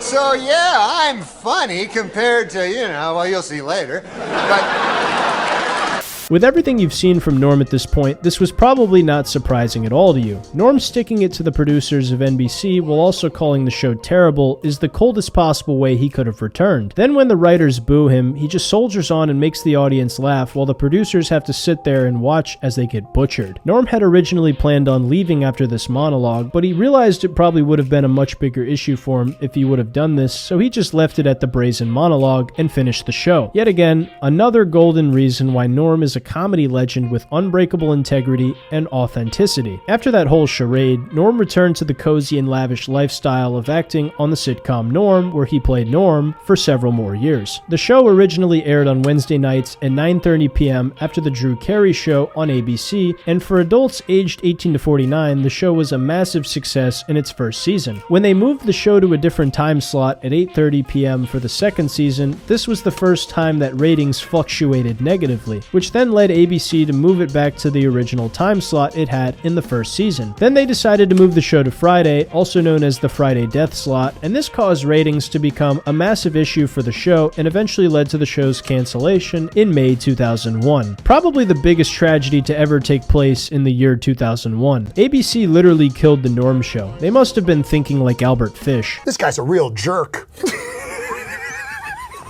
Before the show ended though, Norm had an incredibly funny moment on The View back in 2000 when he was promoting his show. When he went on The View, he was being his goofy self, and the ladies asked him about the presidential election and George Bush. Then Norm makes a comment that nobody saw coming and certainly got him in hot water with the ladies of The View. You like George Bush, don't you? I love George Bush, man. He's a good man, decent, you know, none of this. He's, you know, he's not a liar, a crook, murderer, or anything like that. So it'd be good to get the.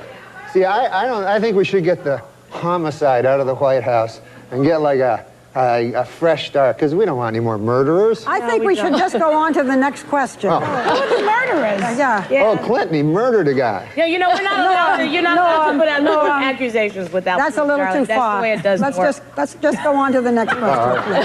Yeah. This is not my week. What can I tell you? Oh, it's not mine either, and I'm being very nice, okay? Be a good boy. Now, Norm. Do you never hear that? No. Listen, Norm, we don't need to talk about get into this, and I don't want to hear it, and this is not the place to make those accusations, and you're supposed to be funny. Let's get on to the next question. So get with it. There you go.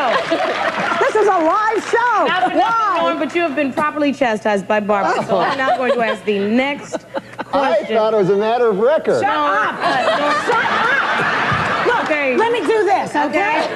I'll tell you what's a matter of record. You will not be invited back if you don't shut up. All right, now. Classic Norm. He calls Bill Clinton a murderer several times, and then when the ladies get mad at him, the phone he has goes off and completely kills their train of thought. Amazing. I'm just happy we were able to hear Norm talking over those yammering bitches. While we are in the Saturday Night Live era of Norm Macdonald, there's a few more stories about him that I feel are worth talking about. 1997 would be a very eventful year for Norm because on April 10th, 1997, Norm Macdonald was invited to perform at the White House Correspondents' Dinner in front of Bill and Hillary Clinton, and many more of the most powerful people in America. He went up behind the podium and delivered a nearly 20-minute slugfest of hilarious, gut-wrenching jokes to what has to be one of the weirdest audiences you could ever perform for. Several jokes received very off-putting responses, while others received loud, roaring laughter. Hillary Clinton looked like she had seen a ghost. Meanwhile, her husband Bill was laughing like he wanted Norm to continue telling jokes forever.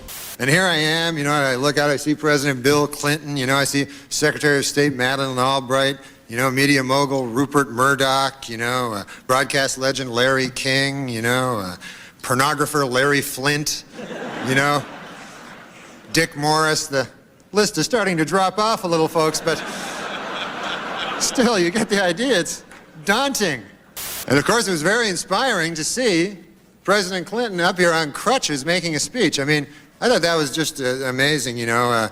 I mean, it's been difficult for the president. You know, he can't jog now, and he needs help getting around, and he still, you know, occasionally suffers great pain, you know. On the upside, you got your medical marijuana, so that's, you know.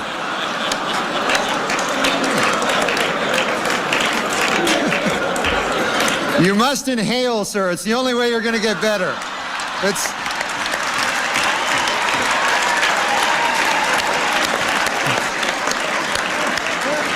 But look, the president, you know, has come under a lot of fire for raising money, but you know, he's good at it. He's good at raising money. That's not a bad thing. Every president's done it. It's just that President Clinton is very, very, very good at it. Do you know he has organized in the past year over 100 fundraising dinners and over 200 fundraising midnight snacks? Did you know that? Is he laughing? Is he?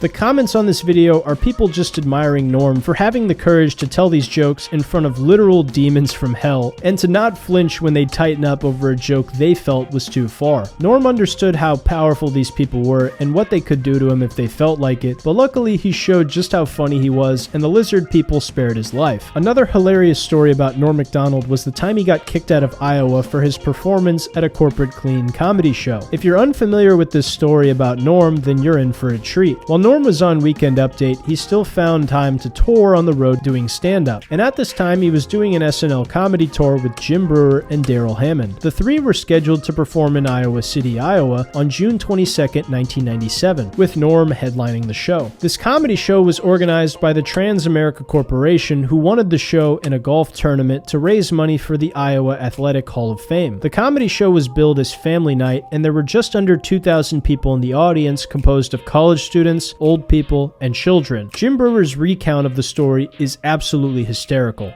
We get to the gig and is packed. And they go, now listen, there's kids here and there's students and alum and the dean and all these people here. So that's the worst. They're like, yeah, clean. I get it. No worries. I go, we're in Sunny Lake. He goes, that's why we got you guys. Daryl goes up first, does his 20 minutes, does impressions, does his comedy, hilarious. I go up, do my 20, feel great, crush it. Norm goes up. I'm not even exaggerating. The first thing he says, he goes up, he goes, I'm preparing. I'm like, this is going to launch my career. Are you kidding me? This is going to be huge. I'm going to be all...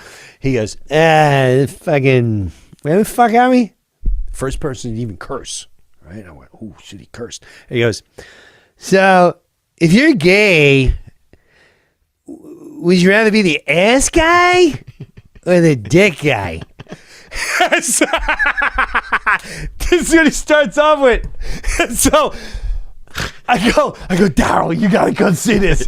What an absolute madman. So Norm just watches Daryl and Jim go up and destroy, but because the organizers of the event told him to be clean, Norm went up with the filthiest possible material and immediately walked 80% of the audience. I know some of you may not be able to laugh at this and might even find Norm's actions here disgusting, but luckily for me, I don't fucking care and I think it's hilarious. I'm not arguing morality, by the way. I'm just a person with a sick sense of humor who finds this funny, and I think plenty of you out there think this way too. Nah, I'm kidding. For real though, this infamous set by Norm led to the governor basically blacklisting him from the entire state, and there were many articles written about this situation. I originally thought Norm did this just because he was doing the opposite of what he was told, but a lot of people who watched my other video on this also raised the point that Norm might have done this just to get out of doing the golf tournament he was supposed to do with the governor, which is honestly even funnier. The best part was that Norm loved every second of it and saw no shame in being kicked out of the state, and I can prove it. According to 98.1 Cock, one time the writers for SNL went into Norm's office in November 1997, and Norm only had two things posted on his bulletin board. One was a letter from Senator Bob Dole, who Norm often impersonated,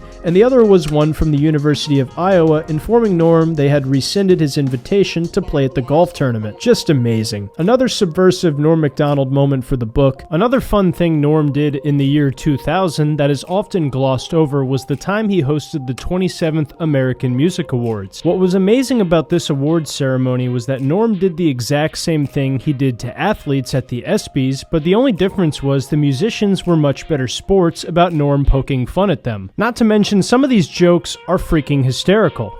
You know, before I did the show, I never realized how much work it took to put on a production like this. Check it out. They spent 2 months building all these incredible sets. They had to coordinate 14 live music acts, and most impressive of all, they had to find a seat filler for Jennifer Lopez. She got a... Now, maybe you guys are right. Maybe she doesn't have a gigantic ass. I stand corrected. Well... And Barry Manilow released an album entitled Manilow Sings Sinatra, and I'll tell you, it is a great CD, or as I like to call it, it is a great coaster. I like to throw my drinks on that. It's not a good CD at all. And Our Shadazy, an interesting thing about the name Shadazy. Do you ever realize that the name Shadazy comes from the Native American word for my sisters? It's kind of like that other Native American band, Chumbawamba, which means thanks for that one song. Ladies and gentlemen, Shadazy. Now, I know Norm's appearance on The View, the American Music Awards, and the Iowa debacle weren't in order, but I felt they deserved coverage given their proximity to this chapter of Norm's timeline. Anyway, this was Norm Macdonald's Saturday Night Live era.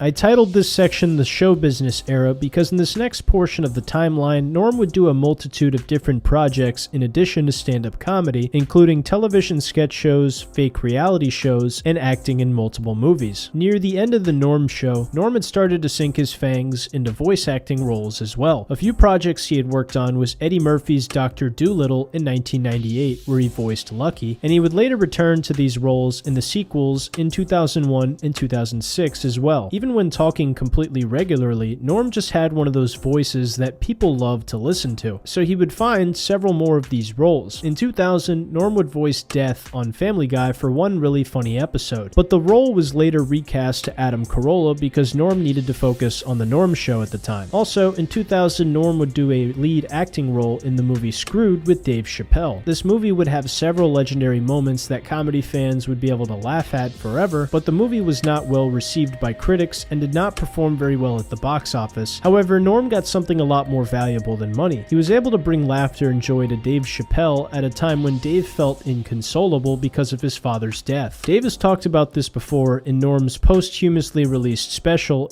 When my dad died, I had to do a movie with Norm, and I tried everything to get out of that movie because I was inconsolable. And working with him was the greatest thing that ever happened to me. It was like he was the right guy at the right time. And it was, wistful and musing. And Norm is, you never knew he was setting something up or not. We were just hanging out, and all of a sudden...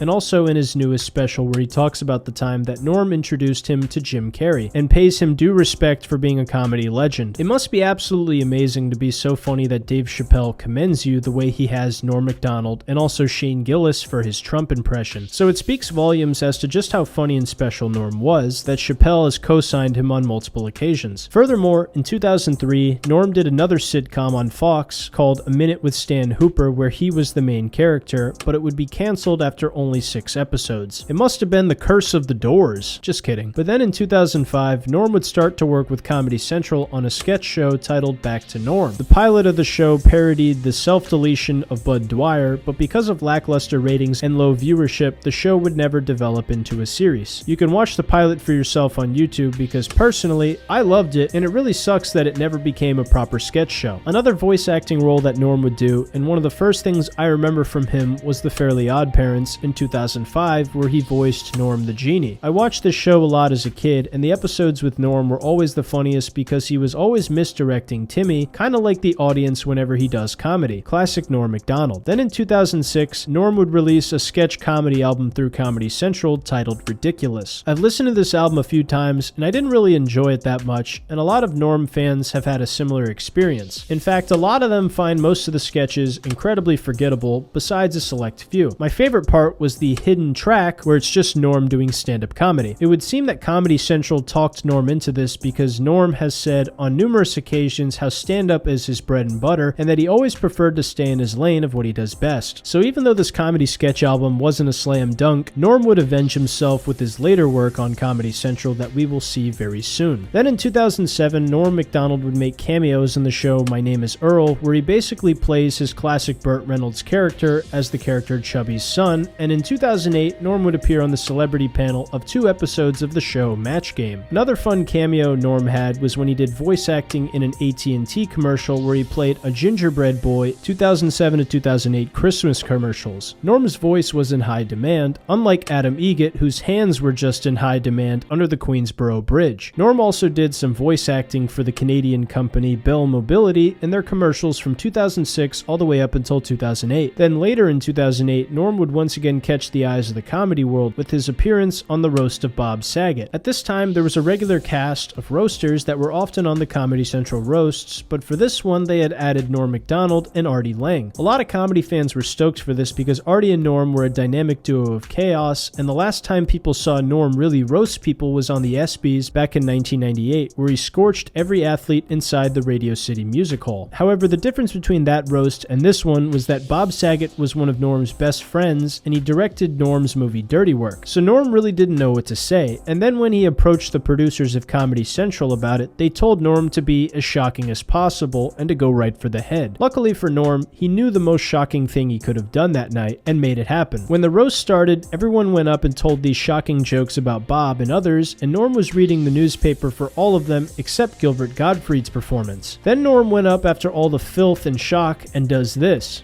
Well, John has a reputation for being a bit of a swinger. Did you know instead of an umbilical cord, John was born with a bungee cord? Greg Coraldo, I'm just joking him. He has the grace of a swan, the wisdom of an owl, and the eye of an eagle. Ladies and gentlemen, this man is for the birds. I love Gilbert. Now, what I like about Gilbert Godfrey most of all is his neck. Doesn't he have a great neck, folks? No, but Bob has a beautiful face, like a flower. Yeah, cauliflower. No offense, but your face looks like a cauliflower. As you can see, he has wavy hair. It's waving goodbye on account he's going bald. Everyone wanted Norm to be shocking, so he went up and told the most innocuous jokes you could possibly think of, and the audience was completely thrown off by it, but the comedians who understood what Norm was doing were howling with laughter. Then Norm went on to talk about the roast and why he did what he did. I just want to know why you did it. Well, the real reason, it was because it was a roast for Bob Saget, right? Who's a friend of mine. Yeah. And I guess I don't like roasts. Yeah. But I mean, I shouldn't say that. I guess I admire. I don't really admire people. It's a certain style. It's a certain style. I've come to accept things. Yeah. But Saget said, "Can you come and roast me?" And Saget's like a really nice guy. And I said, "I don't know, man." He goes, "Come on." I don't know why he kept pushing it. Yeah. So I'm like, it was the night before, and so this guy, Sandy Gallen, who is produces these roasts and stuff. Yeah. Or Joel Gallen. Yeah. I don't know. I don't know his name. I only did one, and that was all I could take. Yeah, it's tough. And so I said, I don't know how to do this stuff. He goes, just be shocking. And so luckily when he said shocking, I thought, oh, well, if I do the opposite, it's, like I've heard people go, I got it. I go, well, what the is to get? Yeah. Like it's a grade 3 arithmetic. Yeah, it's not as simple. It's not a... So Norm was ultimately just doing the opposite of what he was told yet again. It ended up being super memorable because of Norm's irreverence towards the roasts, and Norm has even said that he doesn't like the roast format and thinks they can be quite barbaric at times. Moving on, in 2009, Norm pitched a fake reality show to Fox about himself called the Norm Macdonald Reality Show. It was initially accepted but then canceled halfway through the filming of the first season. So once again, our old chunk of coal does not have the best luck with his sketch television shows. However, Norm would also return to Saturday Night Live the same year to make a guest appearance as his beloved character Turd Ferguson. To conclude this era of the timeline, we will talk about the splendid year Norm Macdonald had in 2011. Norm would release his first hour-long comedy special on March 26, 2011, titled Me Doing Stand-Up. This special would touch on everything you would expect to hear from Norm, including O.J. Simpson, gay pride, alcoholism, the news, and so much more. Norm would even do a hilarious bit on death and cancer that seemed to resemble the cancer he faced in his early adulthood. He actually has a pretty disturbing joke where he's describing how painful bowel cancer is and comparing that to alcoholism. It's an interesting disease he has. Obviously the bit is in reference to someone else who has cancer, but knowing what we know now, if we use Occam's razor, we can probably deduce he was describing his own experience suffering from cancer when he was younger. Anyway, I don't want to spoil the bits for you if you haven't seen the special yet, but I will say this is my favorite comedy special of all time, and Norm received a lot of of praise from his fans and fellow comedians for this special. Also, a month before this special aired on TV, Norm had actually been a commentator for the 7th season of High Stakes Poker, which is right up his alley because Norm is known amongst fellow comedians as a big-time gambler. Some people call a gambling addiction a very serious disease, but it's the only disease where you can win a lot of money. Anyway, in April 2011, Norm would star in the sports show with Norm Macdonald on Comedy Central. This was an amazing opportunity for Norm to flex all of his comedy muscles while talking about the wide world of sports. Some of the funniest moments from the show are just one-liners he saved for the end of a section he titled Garbage Time, but there are also notable sketches that featured athletes like Blake Griffin and Manny Pacquiao, along with some awesome monologue jokes. One of my favorite sketches is when he's worried about betting on Manny. Manny, I got some Manny. What are you doing? Eating. Don't eat. There's no time for eating. Listen, this is what I'm most concerned about. His first name is Sugar. Now, I don't know if you're a student of boxing, but guys whose first names are Sugar, they do pretty well. Really? Yes, Manny, really. So anyways, I'm worried about this guy, and I'll tell you why. He's bigger than you, and he's blacker. And that's what I go on with my boxing. I always pick the bigger, blacker guy. That one never gets old, and I will always reference this joke when I watch combat sports. All in all, 2011 was a big year for Norm Macdonald, and after this, he would start to make regular appearances on Conan's Tonight Show and other programs, and eventually he would start the world's greatest comedy podcast. This was the show business era.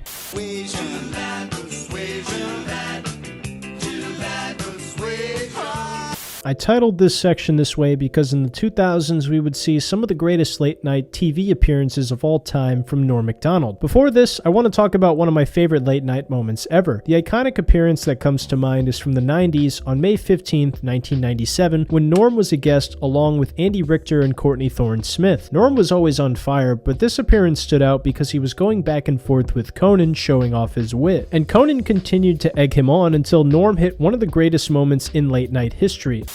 Why weren't you watching our show, pal? Because I wasn't on it that night. All right, no, stay. It's a Zeppelin. All right. Are you talking about Melrose Place? No, because You're the biggest ass I ever met. I love you for it. But what's the movie going to be called? Really? I know what it's going to be called. Yeah, what's that? If it's got Carrot Top in it, you know what a good name for it would be? What's that, Norm? Box Office Poison. She's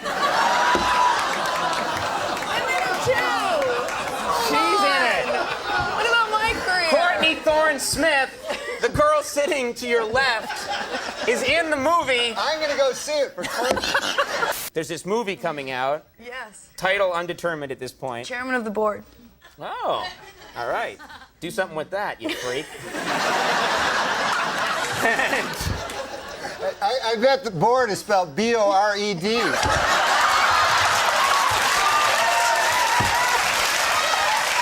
This is a masterclass on just how sly and naturally quick-witted Norm was. Conan just kept pushing Norm until that dirty dog delivered the finishing blow. Even though Norm played the dumb guy in every room he was in, he was always well equipped with a great line. Another amazing late-night spot Norm did was when he went on The Late Show with David Letterman and told a story about the time he hung out with Bob Uecker. This is truly one of my favorite stories Norm has ever told. You guys are gonna love this. Well, Bob Uecker is one of my best friends. He's a great man. Bob is a very, very funny man, and I often go in the booth with him, you know. Oh, sure. So one time we were there, and John Fogerty was in the audience. Mm-hmm. Bob Uecker is a very interesting guy. He thinks of everybody as the same. He doesn't think of people as stars or anything like that. He's a very down-to-earth guy. So he was talking to me, and he says, "Hey, man, you know that guy?" I go, "Yeah." He goes, "That's John Fogerty, rock and roll singer." So I go, "Yeah, I know who it is." He goes, "Yeah, man." He goes, "But I played in a golf tournament with him." He goes, "You probably think of him as some that likes to bite the heads off of chickens, but this guy can."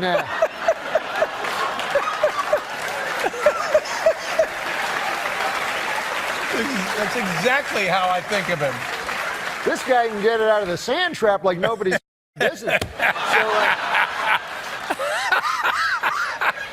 So he goes, "He's got a hell of a set of pipes on him." He goes, "Come the seventh inning stretch, I'll have him up here. He'll sing for you." So I said, no, Bob, don't do that. Like, don't have him come up and sing for me, please, you know? He goes, what's matter, man? Don't you even know who he is? He got all mad. So I go, yes, Bob, I know who he is. He did Creedence Clearwater Revival. Yeah. He goes, yeah, he did all that.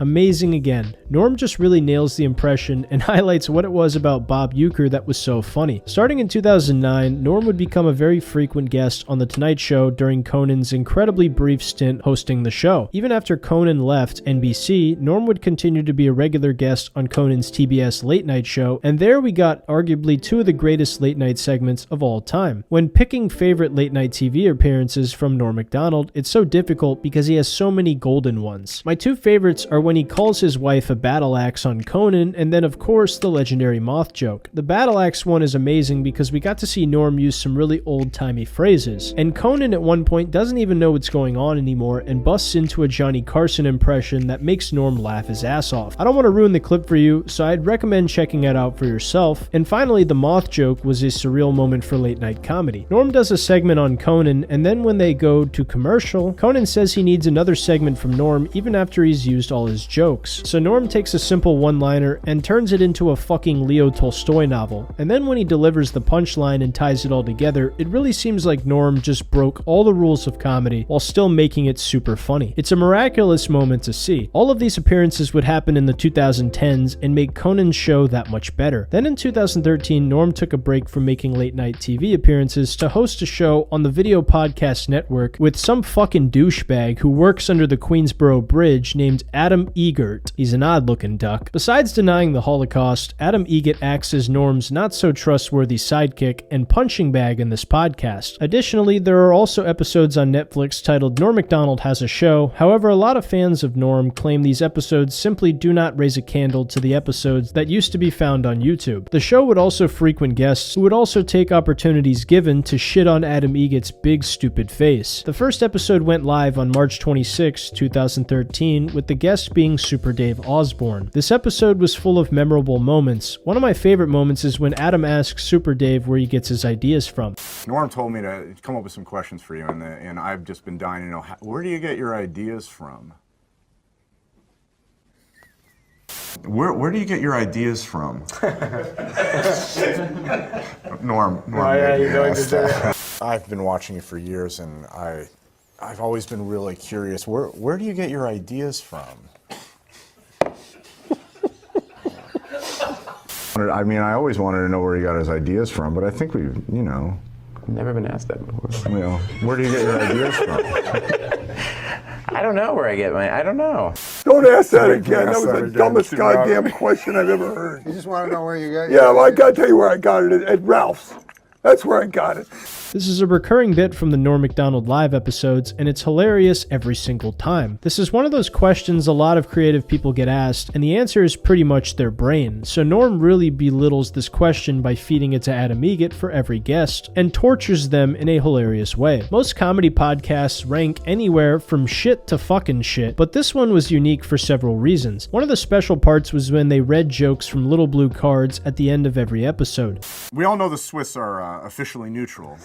Unofficially, however, they're filthy sons of bitches. This one says, remember the old days when tweeting meant stabbing a hooker? Some gold-plated chains would make a nice retirement gift for a very, very good slave. Well, this was written... Are you serious? This was written years ago. Did you just write that? I didn't write it. Did you just say that? No, I read it, yes. You read that? Oh my God almighty, I'm not part of this. No, it was written No, before. I'm not part of this. No, you can't read that. Norm would write probably all of these jokes and then lie to every guest about who it was that wrote them. Anytime a joke was too far or off color, he would blame Adam Egert for it. These made for some amazing moments in these episodes, and another thing that Norm did was the ad reads for Dollar Shave Club and the Man Grate that were so intentionally bad and funny that it became a running joke in the Norm fan base. What about the Man Grate? Is that like a genital cleanser? No! No, my God! Cast iron grilling grates. Iron. You don't pronounce it iron. That's what everybody tells me. It's the iron horse. Like the word IRON is Iron. No, iron. Cast iron. They're revolutionizing the way people grill. What, Adam Egan? It's true. You haven't heard of the revolution? You can put chicken on this or steak. That's not that unique. Chicken, steak has never tasted so good.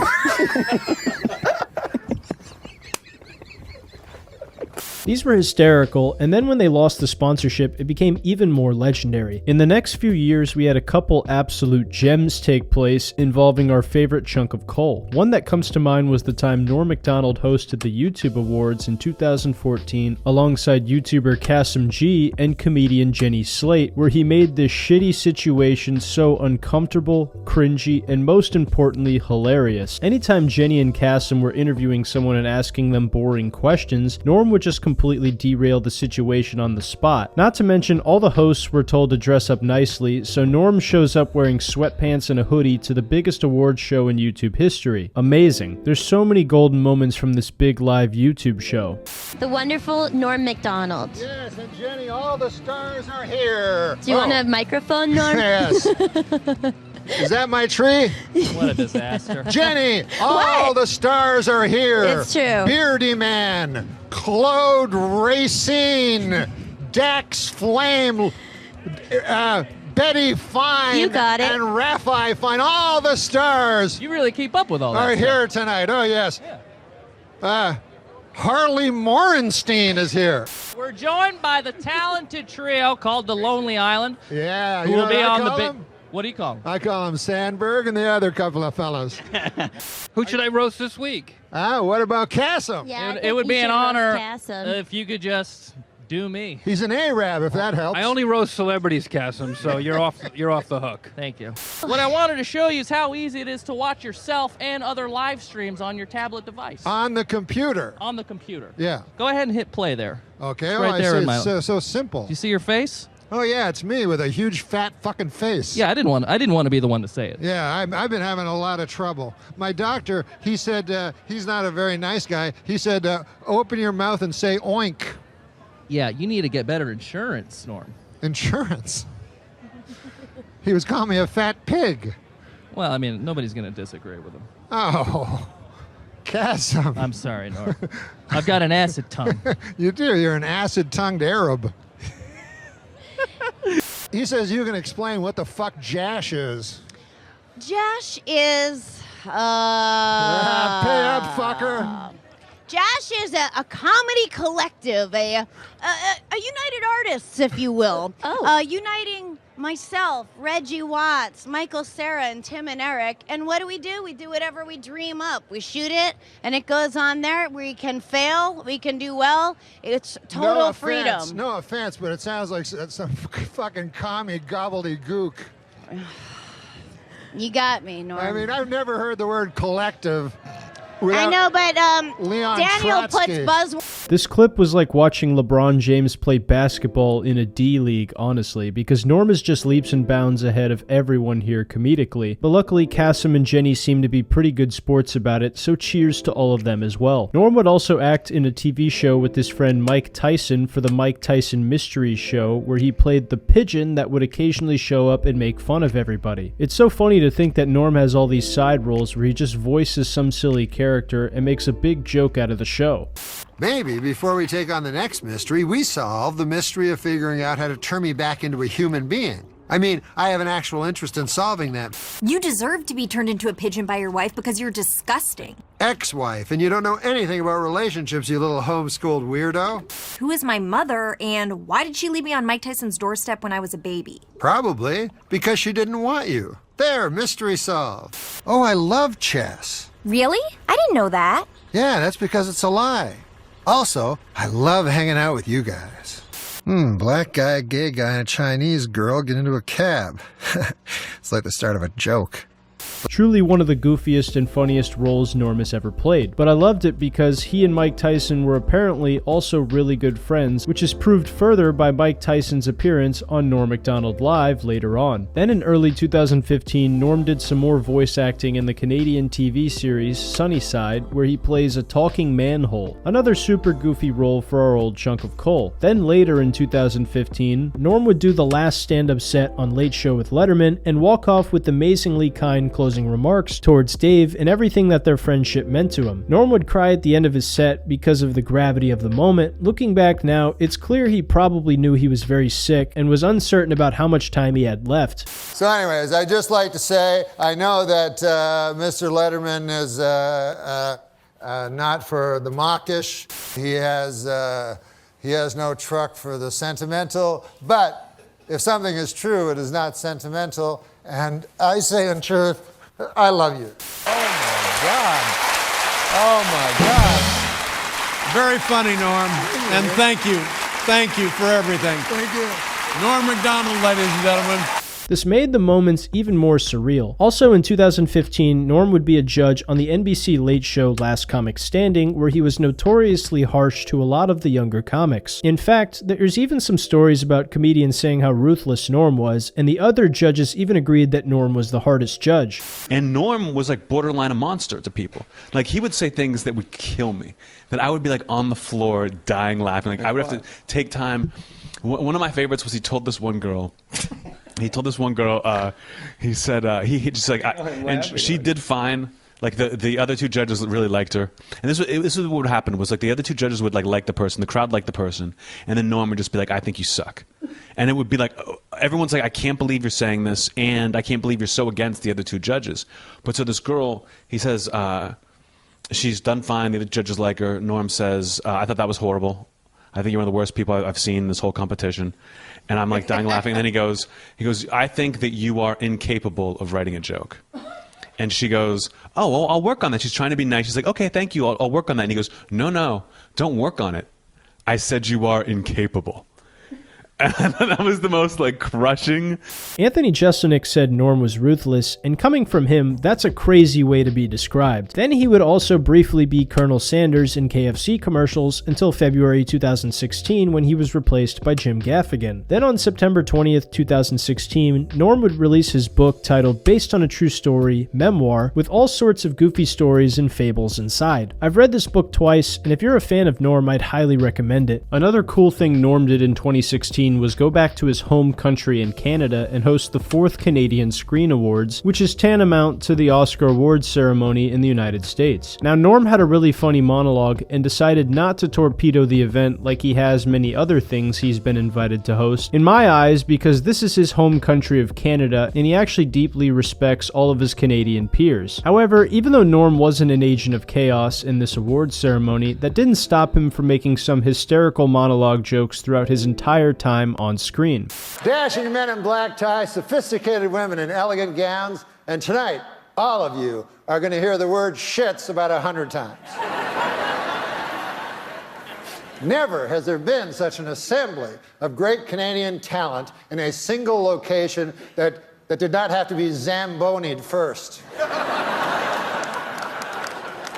You know, we were worried people would record the show and they're just fast forward to the good parts, as is the want these days. So we have put a plan in place to prevent that from happening. We have decided to not have any good parts.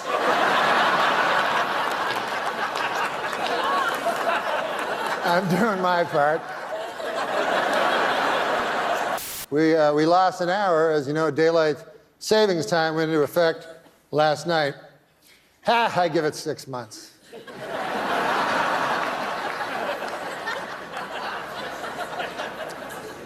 And I would like to take a brief moment, as all moments are, I suppose, to thank my writers. You know, the writers are so specialized these days. There's a joke writer, he gives you jokes. There's a gag writer, he gives you gags. There's a head writer, he gives you... What I'm saying is things are they're specialized.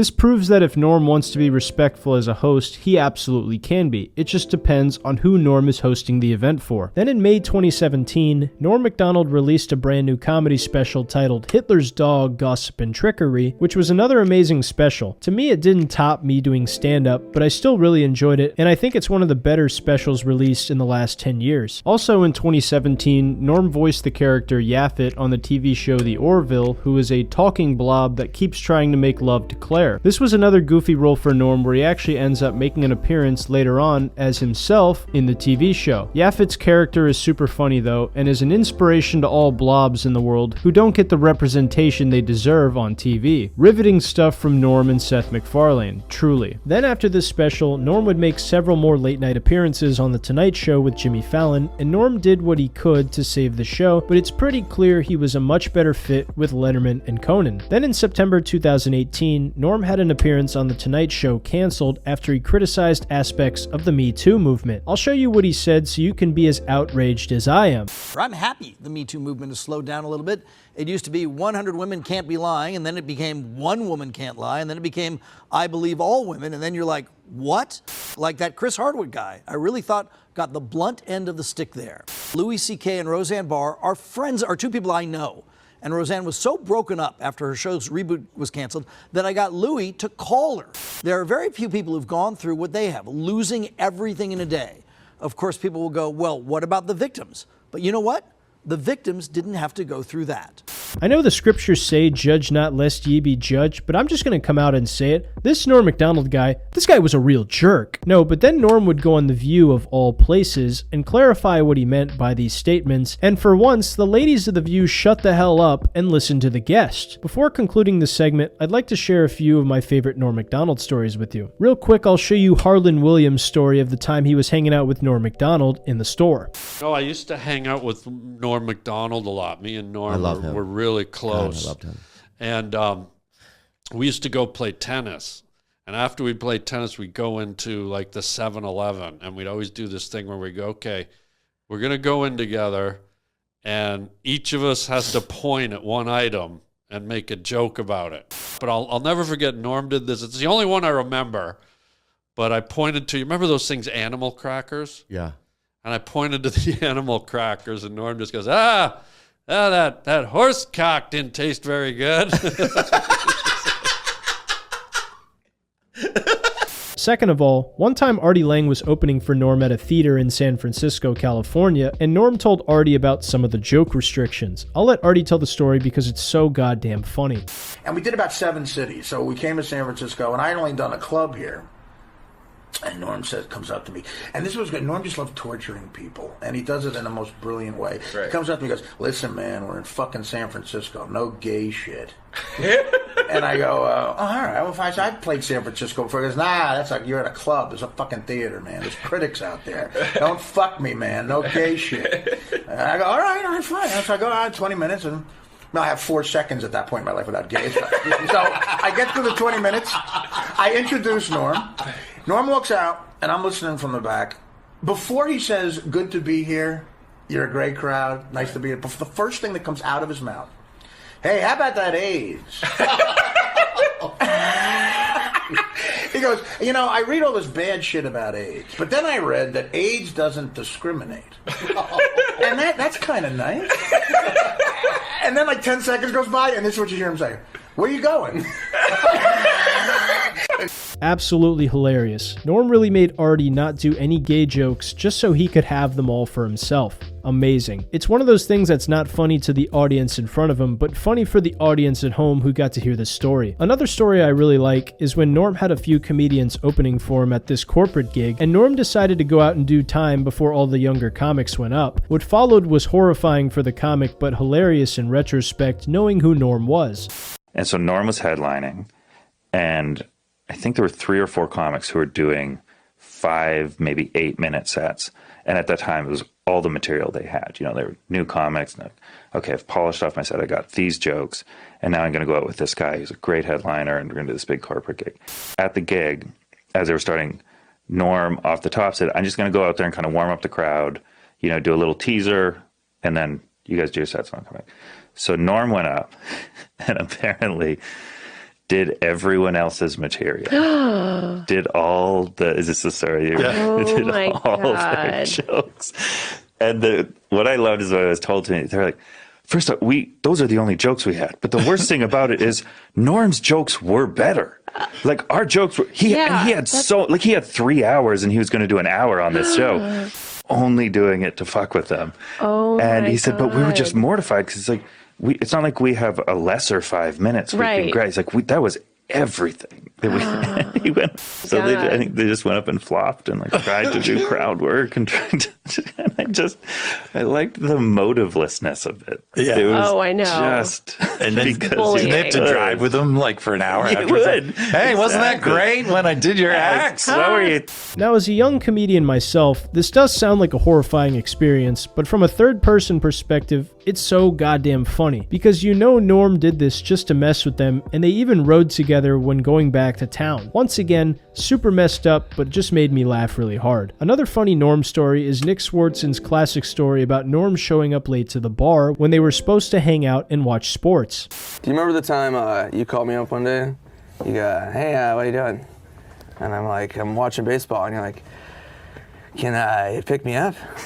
And I was like, I don't drive. I go, I'm already at the bar. I already had a couple of drinks. I want to drink and drive. I'm like, it's not far from you. I'm like, you want to take a cab? And you're like, yeah, all right, I'll meet you in a couple minutes. So I'm like, okay. So I wait. I watch a full game. I watch another full game. I watch half of another game. It's 8 o'clock at night.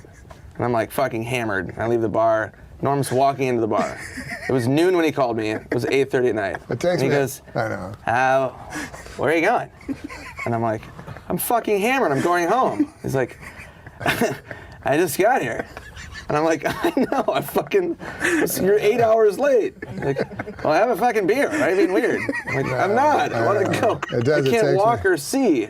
Classic Norm again. Once he shows up 8 hours late, he gaslights a totally juiced Nick Swartzen into staying at the bar for another game and another drink. What's next? Is Norm gonna invite Nick over to have a chicken at his place? These were just a few of my favorite Norm Macdonald stories to close out this segment. I hope you really enjoyed them. This was the late night television era.